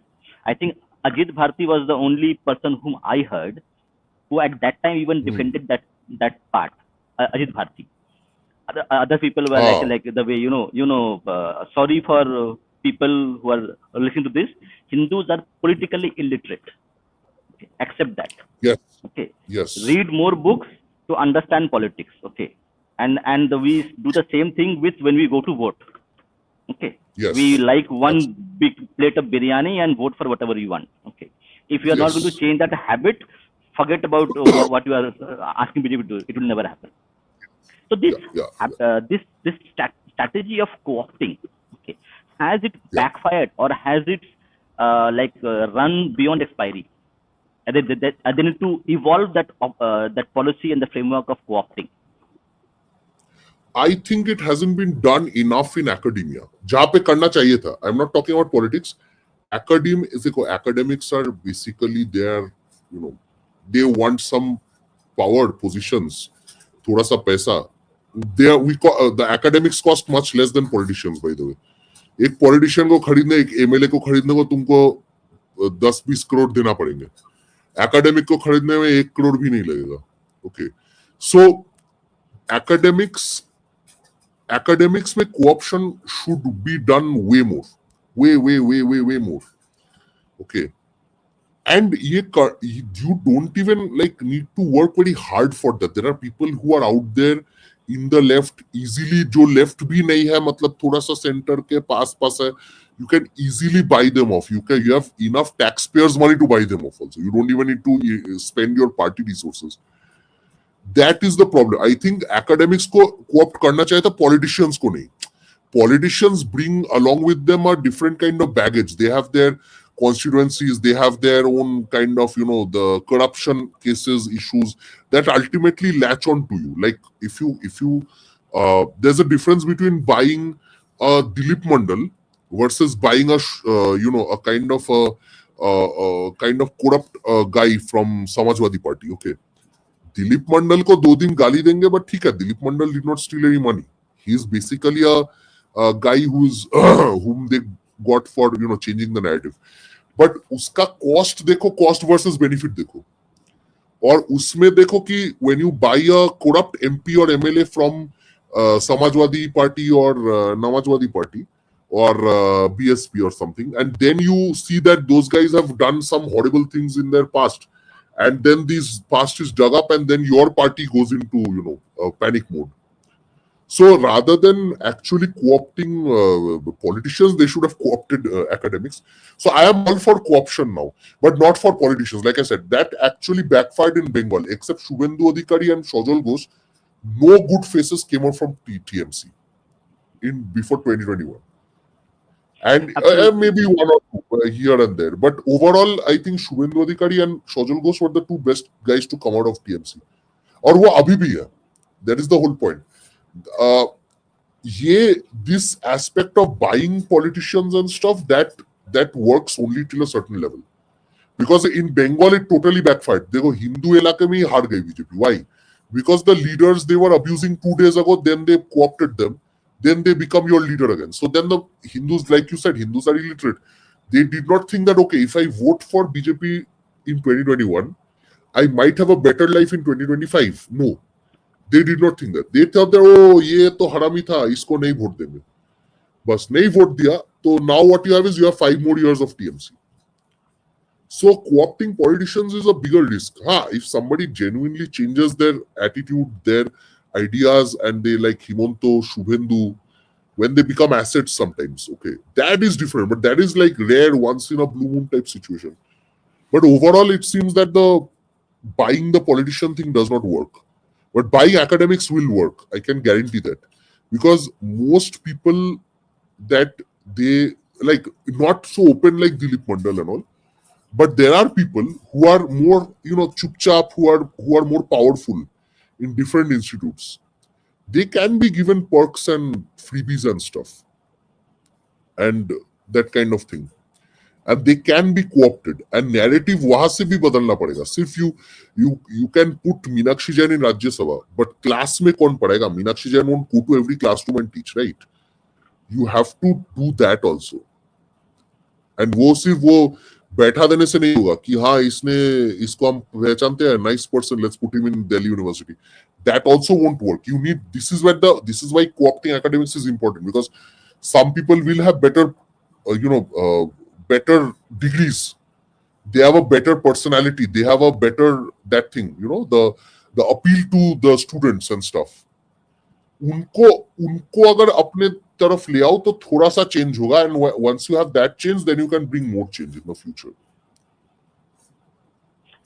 Okay, we are going to now start our audience question. So we have around 30 minutes, so you can ask questions, but it is better if you can put super chat, then I can take more questions, and plus put hash on the questions. We'll take it. Now we'll start with this question. This is a very interesting question, and I want your opinion on this. Also, we need to comfortable with failure at certain thresholds. I will add a little bit to this. We were supposed to have a podcast on social capital. We will probably have it in some time. Maybe next week we will try to have it. So this like the fear of failure, which Hindus a lot of have. Okay, I don't know other people also have it, but the Hindu as a community, okay, as a race group, we have a like phobia with failure. Okay, and that is across the line. Okay, a businessman, you are seeing, correct? You are saying that now people in Gujarat whose father is a businessman, he's going to who is doing a job. He says, I don't like doing business because it might fail. Yeah, yeah, So yeah. this fear of failure within the Hindu psyche, okay, is it something which can be corrected by building the social capital that we have lost for over 1,000 years? Mm, this is a tough question. I think fear of failure Hmm. has also produced some good stuff. Like nothing is bad or good in itself, right? Like dekho, sometimes fear of failure also means that you work extra hard. For some people it means you do shady deals and win. Um, so it can mean two things. If this is a collective attitude, then like I said, it has its utilities and it has its uh, problems. But I think that fear of failure sometimes, now I am a guy who is uh, who who believes that you know the paranoid survive, that kind of guy. So I also believe that sometimes fear of failure itself, fear in general, is a good motivation to work harder. This is my personal view. Now, if I come to your question that social capital and social networks वगैरह ये सब बनाने से अगर होता है, या you kind of build up the image of the community, will that work? It may not, I believe, because why I'm telling you this is that uh, what it does is sometimes you might think that it projects a sense of you know uh, क्या बोलूं मैं, it projects a sense of infallibility, it projects a sense of confidence uh, that people might want to live up to. It might also be that it projects a fake sense of confidence where you you may not have enough. Now uh, that's why this is more of a big general question that I don't really have an answer to. But personally, I feel that sometimes fear is important. In fact, my whole pitch is that make people scared of everything, then they'll they'll magically they'll realize that that there's a war out there and we need to think about it as a war. Matlab, people are all day busy on TikTok and they are not worried about the future. That's why this is happening, what is happening also. So I have a slightly different view from that. Okay, View. let me part two of the question. Okay, Yeah. I'll keep this to give more context. So what I was thinking, at the individual level, me having being fearful that what will happen tomorrow will make sure that I will learn enough skills, I will save enough, I will have enough networks, I will build relationships so that I can be take help when required at the individual level. Yes. When you are Yes. talking at the societal level, where every Mhm. individual, almost every individual in the Hindu society has a traumatic relationship with failure at the societal level, Yes. and its impact and that impact is this, that today Hindus across the divide from UP, Bihar to even Gujarat and everywhere, they want a Yeah. peon jobs in government. A peon True. job in True. government, although they have a PhD, whatever reason doesn't really Mm. matter. They have a PhD. Okay, they have Yes. a Yes. master's degree. Fear, Yes. fear, fear of failure at the societal level has cost us a Microsoft, a Google, and an Amazon, because we did not, as Mm. a society, we did not have the courage to take that step. So Mm. in Mm. that's my perspective. Fear of Mm. failure at the individual level is good, but when you translate that fear at the societal level, you will become, you will not become America, you will become India, where people are queuing up, Mm. paying bribes to take a teacher's job, and they are teaching 5-year-olds, and that is their Ah. biggest achievement in life. Not Yeah. their Yeah. families achievement in life, or even the village's achievement, that somebody from Mm. our village has become a teacher.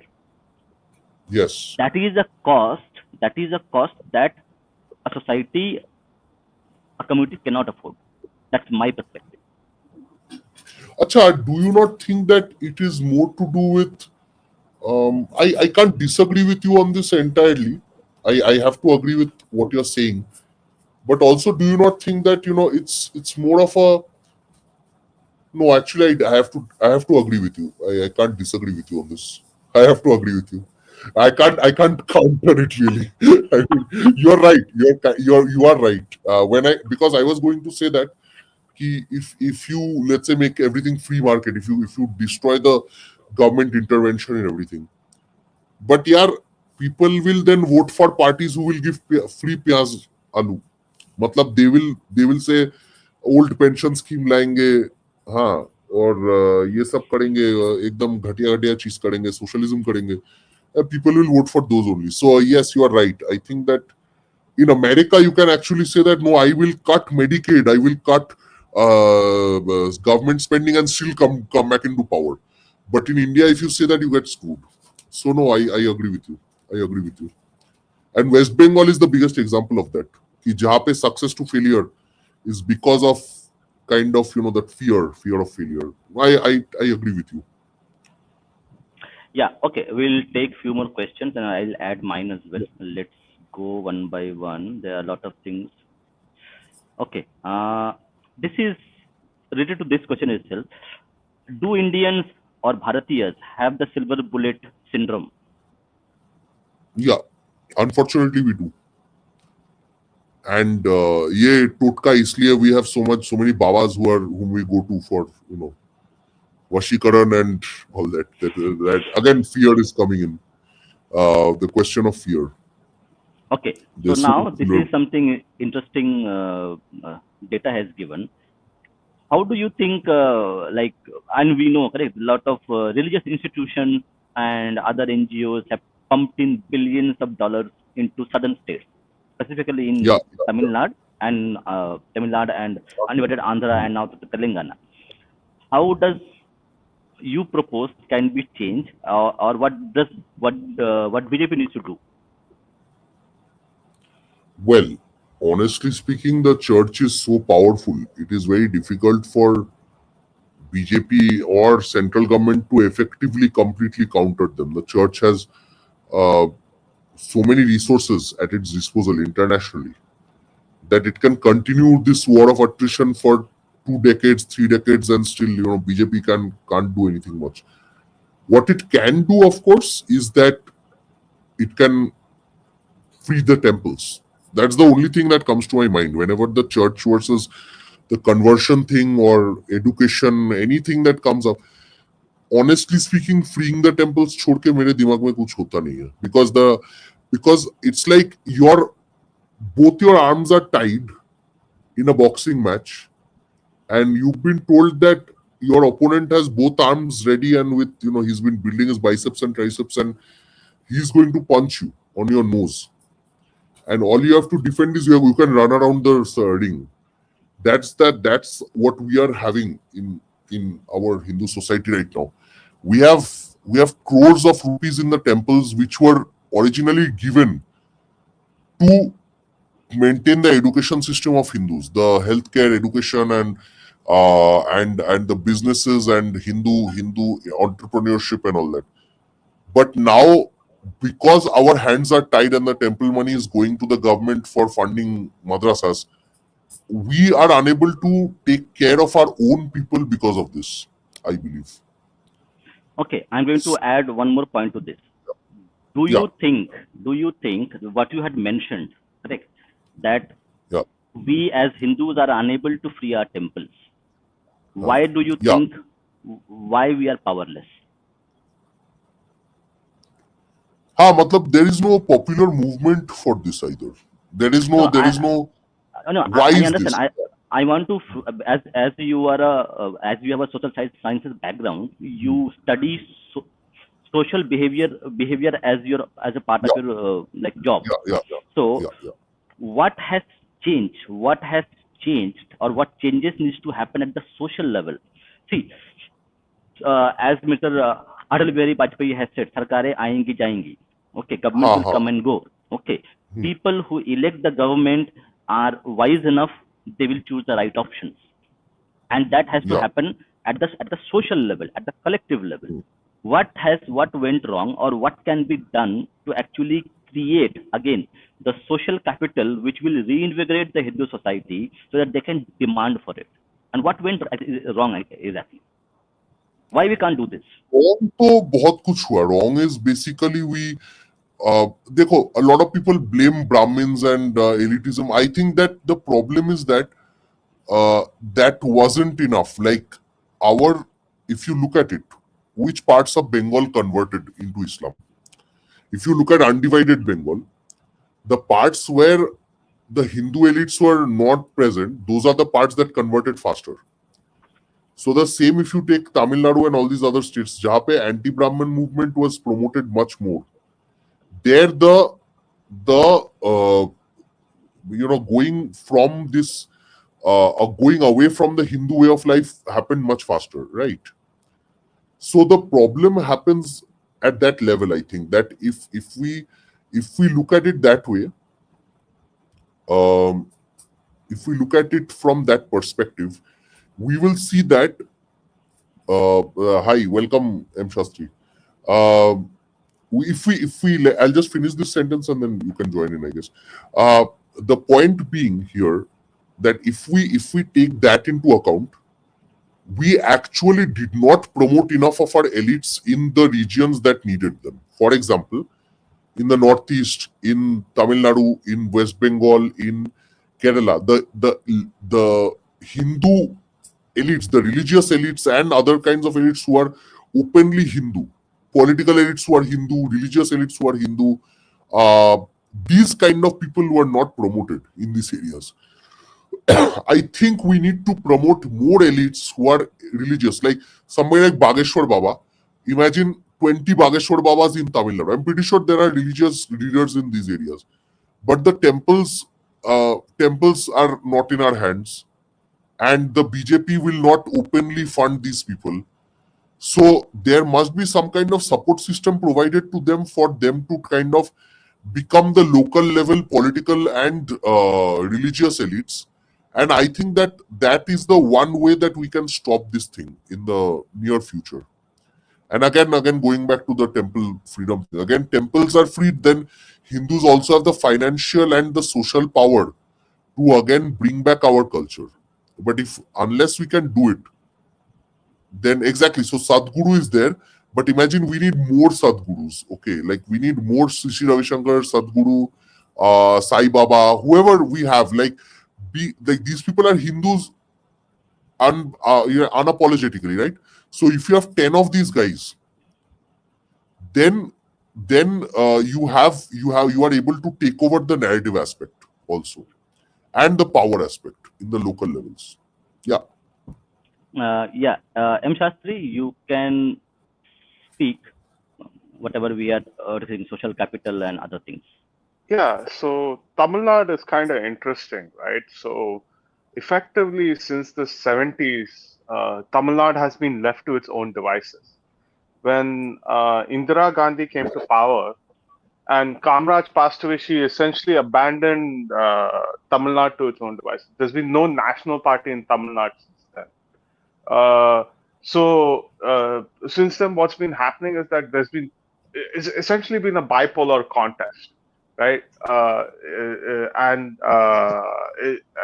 The two parties people have been basically voting for one or the other party, right? And initially, at least until the early to mid 2000s, like Tamil Nadu was not that different from, say, Bihar or UP, right? So the only difference was that Tamil Nadu had institutions in place since the British time, and Bihar and UP never did have any institutions. So you had universities and all that already in place in Tamil Nadu. That's the only basic difference, right? You'd have thuggery, you'd have low-level violence, you'd have all the features that you'd get from Jungle Raj that would be used to maintain some level of political power. It wasn't until like the mid 2000s when we started having a boom, right? And the state started having money in its pockets that you had welfare politics set in. And a lot of Tamil parties leverage that really well, extremely well. Like they're pretty effective at doling out welfare. Jayalalitha started it She started in a small scale in the early 2000s, but it didn't catch up until the mid 2000s. So you need to understand that is that people in Tamil Nadu, they have a particular political habit. They have really strong political bonds and connections to get things done for themselves, right? And the Dravidian parties actually leverage this quite effectively to win political power. Then they're really not that powerful, to be honest, right? Like a DMK, even at its peak, does not get more than 20 to 23% of the vote. But उन लोग इतना कटवा कर they do so much vote cutting. They move people around. They know how to leverage those connections that they build through doling out welfare. That they are a very effective party. So for BJP, if it really wants to crack into Tamil Nadu politics, it really needs to get seats, right? It needs to get its foot through the door. It needs to rebuild that connection, that welfare connection, and it really needs to lean into this theory of public service, right? Public good. So I think academic man might know about this, but I think a lot of like Indian political scientists who study Indian politics, they came up with this theory. I think it was Bhargava, I believe, in his book Indian Politics, called as the theory of public good. Right? You can be the most horrible person on the planet, but as long as you're able to provide some welfare or help some person in their need, you will always win people's loyalty. So let me give you a personal example, right? Um, I have cousins in Tamil Nadu. My uncle, he had a medical issue, right? Rather, in his family, someone had a medical issue. I think I don't remember if it was him or if his wife. Uh, so he reached out to his local DMK politician. He absolutely hates DMK, by the way. So he reached out to his local DMK politician through friends, and managed to get a hospital. His wife, or I believe it was his wife. His wife admitted in a hospital in due time and save her life.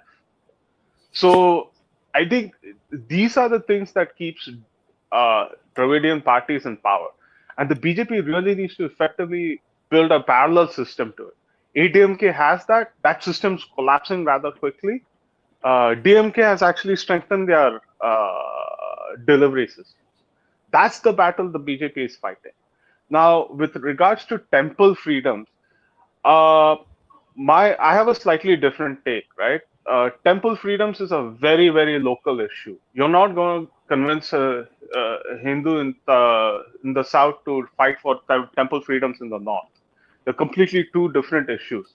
But you can get a Hindu to fight for temple freedoms in his own community. But that need needs to rise in his own community, right? अब क्या है कि with Tamil Nadu is also another special case. Maintaining temples in Tamil Nadu is a very expensive affair, right? You're going to have maybe 2 or 3 elephants, a goshala. Then you have these very ancient structures that needs to be constantly maintained, and you have to have visitor management. I mean, they're all very crowded places, right?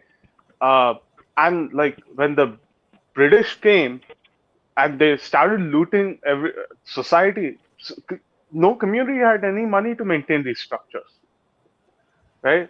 Even if you, let's say, privatize all the temples in Tamil Nadu, they will all go into losses because none of the community does not have resources to maintain them, at least to the level that they needs to, right? And the institutions themselves are like they themselves depend on doles. So this is one thing that I think folks who advocate for temple freedom, they really need to appreciate these things. It's not that cheap to maintain a temple. It's not that cheap to run a temple, right? If you have, say, two elephants in the Tamil Nadu temples, they need elephants, right? उनका बनाई वैसा है, right? हर Saturday को हर दिन एक रथ यात्रा रहता है, एंड सैटरडेज को एक स्पेशल रथ यात्रा रहता है. उसके लिए तुझे you need elephants, and just two elephants would cost you about 50 kgs of hay every day. 50 kgs of hay, right? And it's not small amount. So freedom say you need to be much more careful and much more cognizant about what temple freedoms is all about and what it means to those individual temples. Unless you have solutions for those individual temples, you're not going to get freedoms. And you also need to define freedoms, right? In TN, in Tamil Nadu, you might not need freedoms. You actually need autonomy. दोनों में बहुत फर्क है. And the third thing is, like, the church is not that powerful in Tamil Nadu. It's just that every other Hindu institution is weaker. So I think the basis of comparison should be readjusted and reassessed a little bit. No, Okay. I really appreciate the the lesson. I agree with you on some counts there. Then if we have to strengthen our, let's say, a Ramakrishna mission or a Sadhguru or a Sri Sri Ravi Shankar or a any of these Bageshwar Baba, whatever, whoever, then the government must stop fining Hindus for building their own institutes. Na? Matlab, if a minority builds his institute, he is given tax exemption. तो at least Hindus को tax exemption दे दो वो वाला कि अगर हिंदू भी religious institution बना दे Ramakrishna mission type का स्कूल बना दे then you get tax exemption the same as minorities, then at least there will be a level playing field. Matlab, basically the government has been penalizing us for being Hindus for the last, I don't know, 100 years or so. I think the problem with that is the consequent argument can also be that, hey, we also maintain your temple. So it's not an easy thing as to say that, hey, Hindus ko bhi tax exempt kar do karke. Because I agree there's with a lot you of that if you maintain our temples, you do this. This is not something that is up for question. My point is this: that if Muslims and Christians can get disproportionate rights to their population because of their so-called unity based on religion, then if Hindus are united and ask for some concessions from government, they can. That's the whole point. Like Indian model of bargaining is that only. It is communitarian and based on kind of your unity at the community level, right? That is why castes are more important than Hindus per se. No, I don't disagree. I mean, I don't disagree. But we have a lot of common ground here. I don't think that. Yeah. I think our aims are similar, so we will have agreements and certain disagreements. But overall, I think the biggest point here being that both of our arms are again tied at the back, right? Yes. So the approach. One arm. Yeah. So of get what I'm trying to say is the approach to that can't just be that center has to do things, right? You have to win the state as well. So we want temple freedoms. Let's not forget about it, right? But to attain that, you can't just simply have a diktat from Delhi saying Madurai should be liberated and expect Madurai will just react nicely about it. No, it doesn't work that way, right? No, So I am with you on that. You have to understand. I get your point. I agree with you. My point is, इसके बाद क्या करे? मतलब next what can we ask for or do? What we can ask for is give us more concessions as Hindus. Like you have given everyone else concession. हमको भी थोड़ा concession दे दो. मतलब now that we are working for you in a united way, because that's the deal. That's the deal between the Indian political parties and any group. Muslims vote for whichever party gives them the most religious concessions. So we also have to start marketing in that way. कि हम लोग vote करेंगे, लेकिन you have to give us this. It may be unfair. On paper, it may be unfair, but it has to be given because we are voting for you. Let me throw a little bit of a nugget at you because I think this. So the thing is, the best way to approach this is through states. State government का तू gardan pakdega na, center will fold rather quickly. I agree.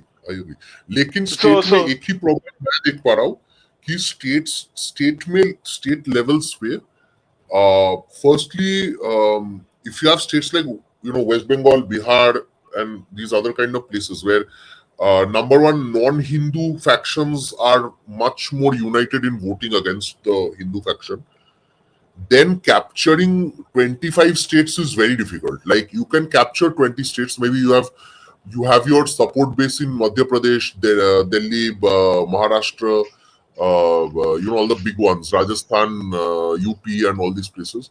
Himachal le lo. Or south maybe you can even go up till Karnataka. But when it comes to Bengal, which is a sizable state, Tamil Nadu, another sizable state, even states like Bihar, which are again very badly fragmented, they're capturing the Hindu unity against the state, as in demanding more stuff from the state as a Hindu. That becomes extremely difficult unless it is a properly planned, centralized thing from the top. We can't expect it to be more of an organic movement. It has to be promoted heavily from the BJP or Sangh at every level. Then it maybe it can be possible, but it is a good way. I agree with you. It is a good way forward, I guess. Yes and kind of no. I think the Sangh can do some work, sure, but I think as a community we also need to complement them, right? So what I'm trying to say is we lack a certain kind of tenacity. So just let's take both the problematic states, quote unquote problematic states you highlight, right? Tamil Nadu and West Bengal. It's not like the Hindu vote bank can't get things done in those states, right? If the Hindu vote bank wasn't powerful or wasn't something that state politicians do not fear over there, then in West Bengal you wouldn't have Dhiga Jagannath. Right? Mamata Banerjee wouldn't go out of her way to basically promote Dhiga Jagannath, right? In the same way, Stalin, the dudes are supposed to be avowed atheists. He's actually Christian, but वो भी आजकल मुर्गन के पीछे जा रहा है, कार्तिकेय के पीछे जा रहा है. Right? They are trying to promote Murugan and Kartikeya as only Tamil gods. And they're trying to do this with Shiva as well. It's kind of funny, but correct. I mean, this shows that there is they're obviously trying to get ahead of the curve, right? So where can the Sangh be useful here? The Sangh can actually push it further, right? Maybe have the BJP push the agenda further. Maybe push Mamata Banerjee further.Maybe in the south, Sadhguru can do a little bit further. There's definitely a role for the Sangh. But on the other hand, the community also needs the tenacity to say, हाँ, अब इसको यहाँ पर पकड़ा, अब इसको यहाँ से खींचना है, right? We got a hold of an inch. Now it's time to pull a feet. So that is much more important than Sangh has to do things, BJP has to do things, because we have to somehow complement their actions as well. That's quite important. No, I wholeheartedly agree with you. The point is, I lose hope when I see Hindus voting for 1,000 rupees in West Bengal. That is when by the time maybe I see some action. Again, not to say that things haven't changed. Maybe 5 years ago, if you check social media accounts in West Bengal, YouTube comment sections, Facebook comment sections, and all that stuff, if you checked it, and now if you check it, and it's very easy, you can just translate comments now. If you check it, you'll go crazy. Like West Bengal, people are actually supportive of Hindutva, okay, which is huge.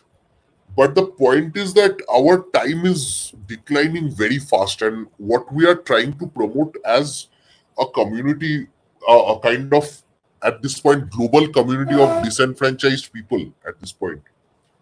It's very difficult to achieve without you see, we've delegated our leadership to political parties, right? That is our biggest flaw. And because we've done that, our ancestors also did that kind of. They were also partly responsible for this. Because of that, because of this problematic attitude, we are now having to build this basic leadership thing from the ground up. Okay, we have to now completely reimagine how to lead our own people.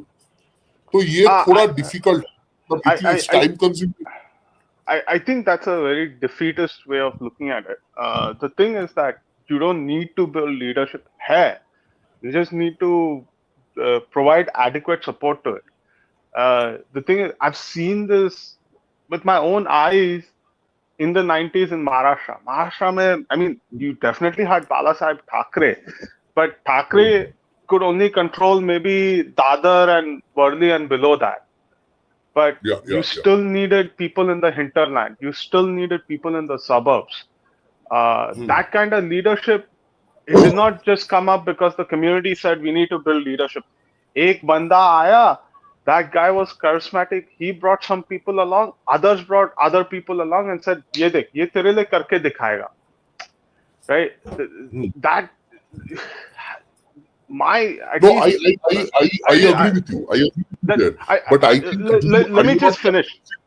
Let me just finish. I think that level of tenacity needs to be resurrected. Right? I get that. I get that. I get that. I think the example you provided is very good, but the problem here being that जो महाराष्ट्र में हो सकता था और हो सकता है, Maharashtra is neither the financial capital of India, essentially. Mumbai is the financial capital. Maharashtra is doing quite well as well. But in the 80s and 90s, it was completely devastated. Right? I mean, no, but it was horrible like West Bengal, right? Like that's what I'm trying to say. Like in West Bengal. No, I mean, I don't think you understand this. You only look at Mumbai as a financial capital, but Mumbai, before it was a financial capital, it was also a textile capital. You have like 1 mill in Mumbai used to employ 55,000 people directly. उनको pensions भी देते थे, घर भी देते थे, उनका education सब देखभाल करते थे. When the mills collapsed in the late 80s and 90s, that I mean, without RBI in Mumbai, Mumbai would have turned out to become a more basket case than Kolkata. Yeah. So I think you shouldn't dismiss that. I think like the Baba Sahib Thackeray movement helped it kind of like the Marathi Manus thing helped it at that time. I don't know. I mean, to some extent he did, right? He stemmed the bleeding. Because what was happening was that while you had folks like Datta Samant, complete socialist communist, who essentially like closed mills down effectively. Business ही नहीं करने दिया. Bala Sahib, that's what I'm saying. Bala Sahib was the only one fighting against it. He failed. Yeah. He failed, but he was the only one fighting against it. But that's the point. Like you had a guy like I'm not I won't know Bala Sahib's history that intricately, but as far as I understood, because he took on the commies, head on kind of, there was a huge resistance. But ye Bengal mein nahi hua. Matlab, and same in Tamil Nadu, as you just mentioned a few minutes back, that Tamil Nadu has this whole delivery system, which is a very, what you described is essentially West Bengal without the political violence, a slightly more efficient version of West Bengal.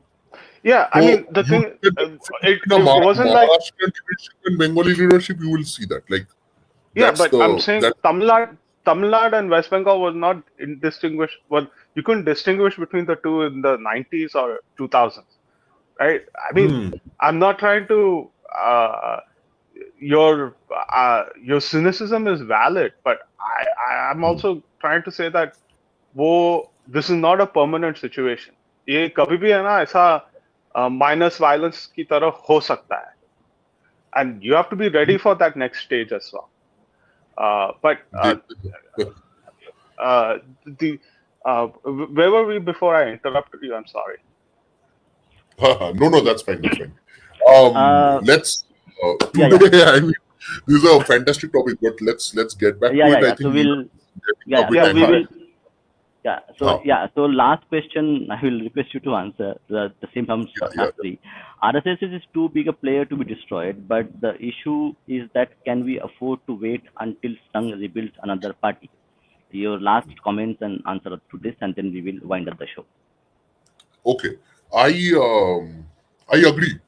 We can't afford the time till the Sangh may be taking on another pet project of politics, and that is where the Tapan Ghosh politics, the political model you actually mentioned 2 minutes ago in Maharashtra, where the more I'm talking to M. Shastri here, where kind of local leaders were trying to do their stuff.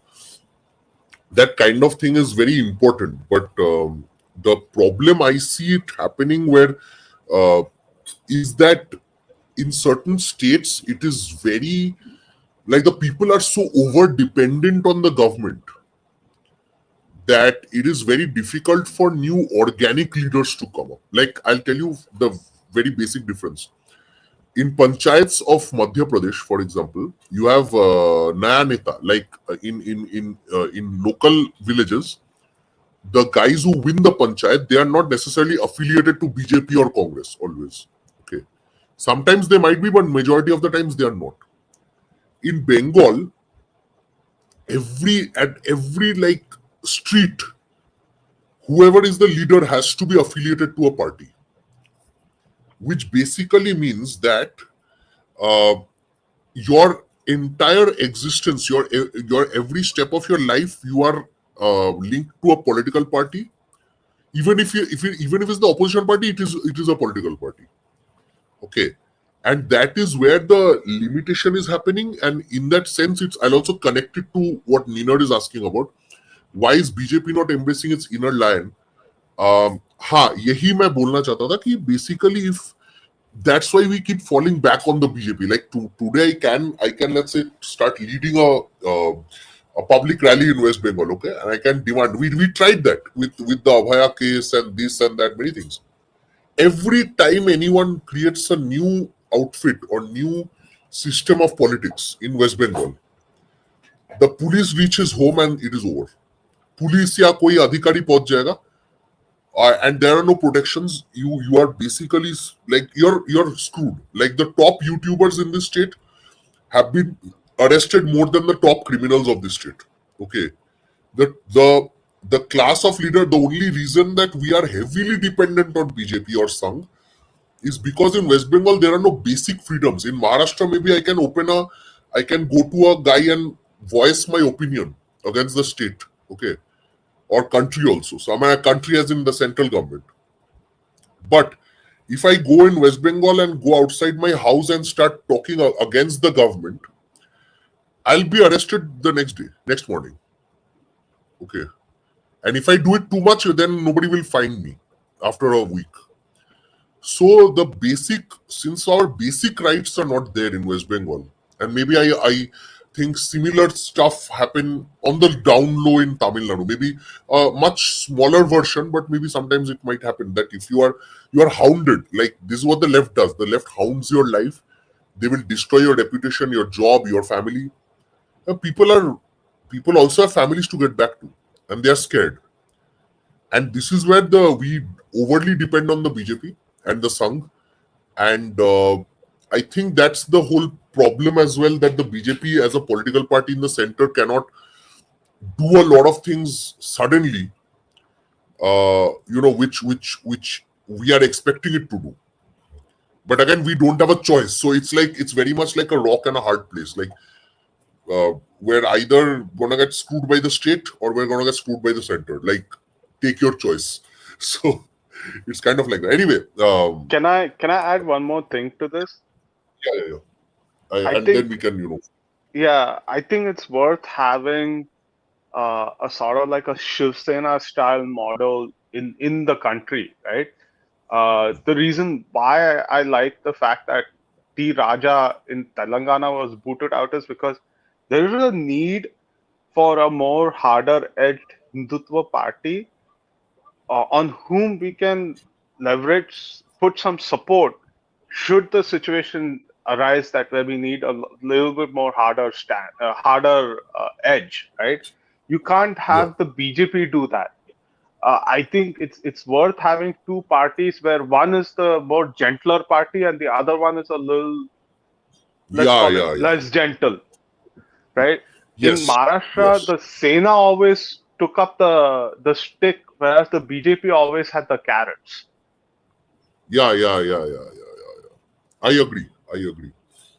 Um, Again, that's very difficult. I don't see that happening in West Bengal. Yes, other states, Madhya Pradesh, Rajasthan, all that go crazy. But in West Bengal, like I said, every aspect of our lives is like you're living in a panopticon. You're living in a like 1984 type dystopian future. Okay. So let's see. Let's hope. I am hopeful for the future. I'll just take this question. We can then end. Question for the panel. Assuming we now get a self-destructive government, what is self-destructive government? Okay. What is your optimistic and pessimistic timeline revival time? देखो pessimistic timeline तो बहुत है 30 साल होगा. But optimistic timeline is within 10 years. I think we can get West Bengal. देखो West Bengal is not completely lacking. Okay, West Bengal को ठीक करने में you need at least 10 years though. And the damage that they have done, especially the education system, उसको reverse करने में to build skilled labor who can be more आत्मनिर्भर and stuff, that will take 10 years. I don't see anything less than that working. At least Okay. 10 years. Yeah. Yeah. Thank you, everybody. What happened to my mouse now? Yeah. Okay. So thank you. Thank you to Academic Man. Thank you to Munshi Shastri for joining this debate. It was really interesting. We had a lot of good questions, good discussions. I think we need to carry forward this in our next live stream. We'll have an audience reaction session itself. So I would request people who are watching this, do consider taking the membership of the channel so that we can host much better live streams and much better audience reaction sessions with the members as well. And I would request people also I'll show this book to people as well. So this is a book written by somebody who is not a born Hindu. Okay, it is Sam Bedrick, a Hindu guide to advocacy and activism. So do go ahead and buy this book and read, because ideally this book should be written by a Hindu from India, but unfortunately it has happened. So do consider buying this book, and thank you again to Academic Man for coming. And we will have a discussion on social capital and how to solve problems in our next live stream. Yeah. Let's see how it goes. Thank you. Yeah. Jai Shri Ram, I Vande Mataram. Jai Hind, Vande Mataram. Jai Shri Ram. Jai Shri Ram.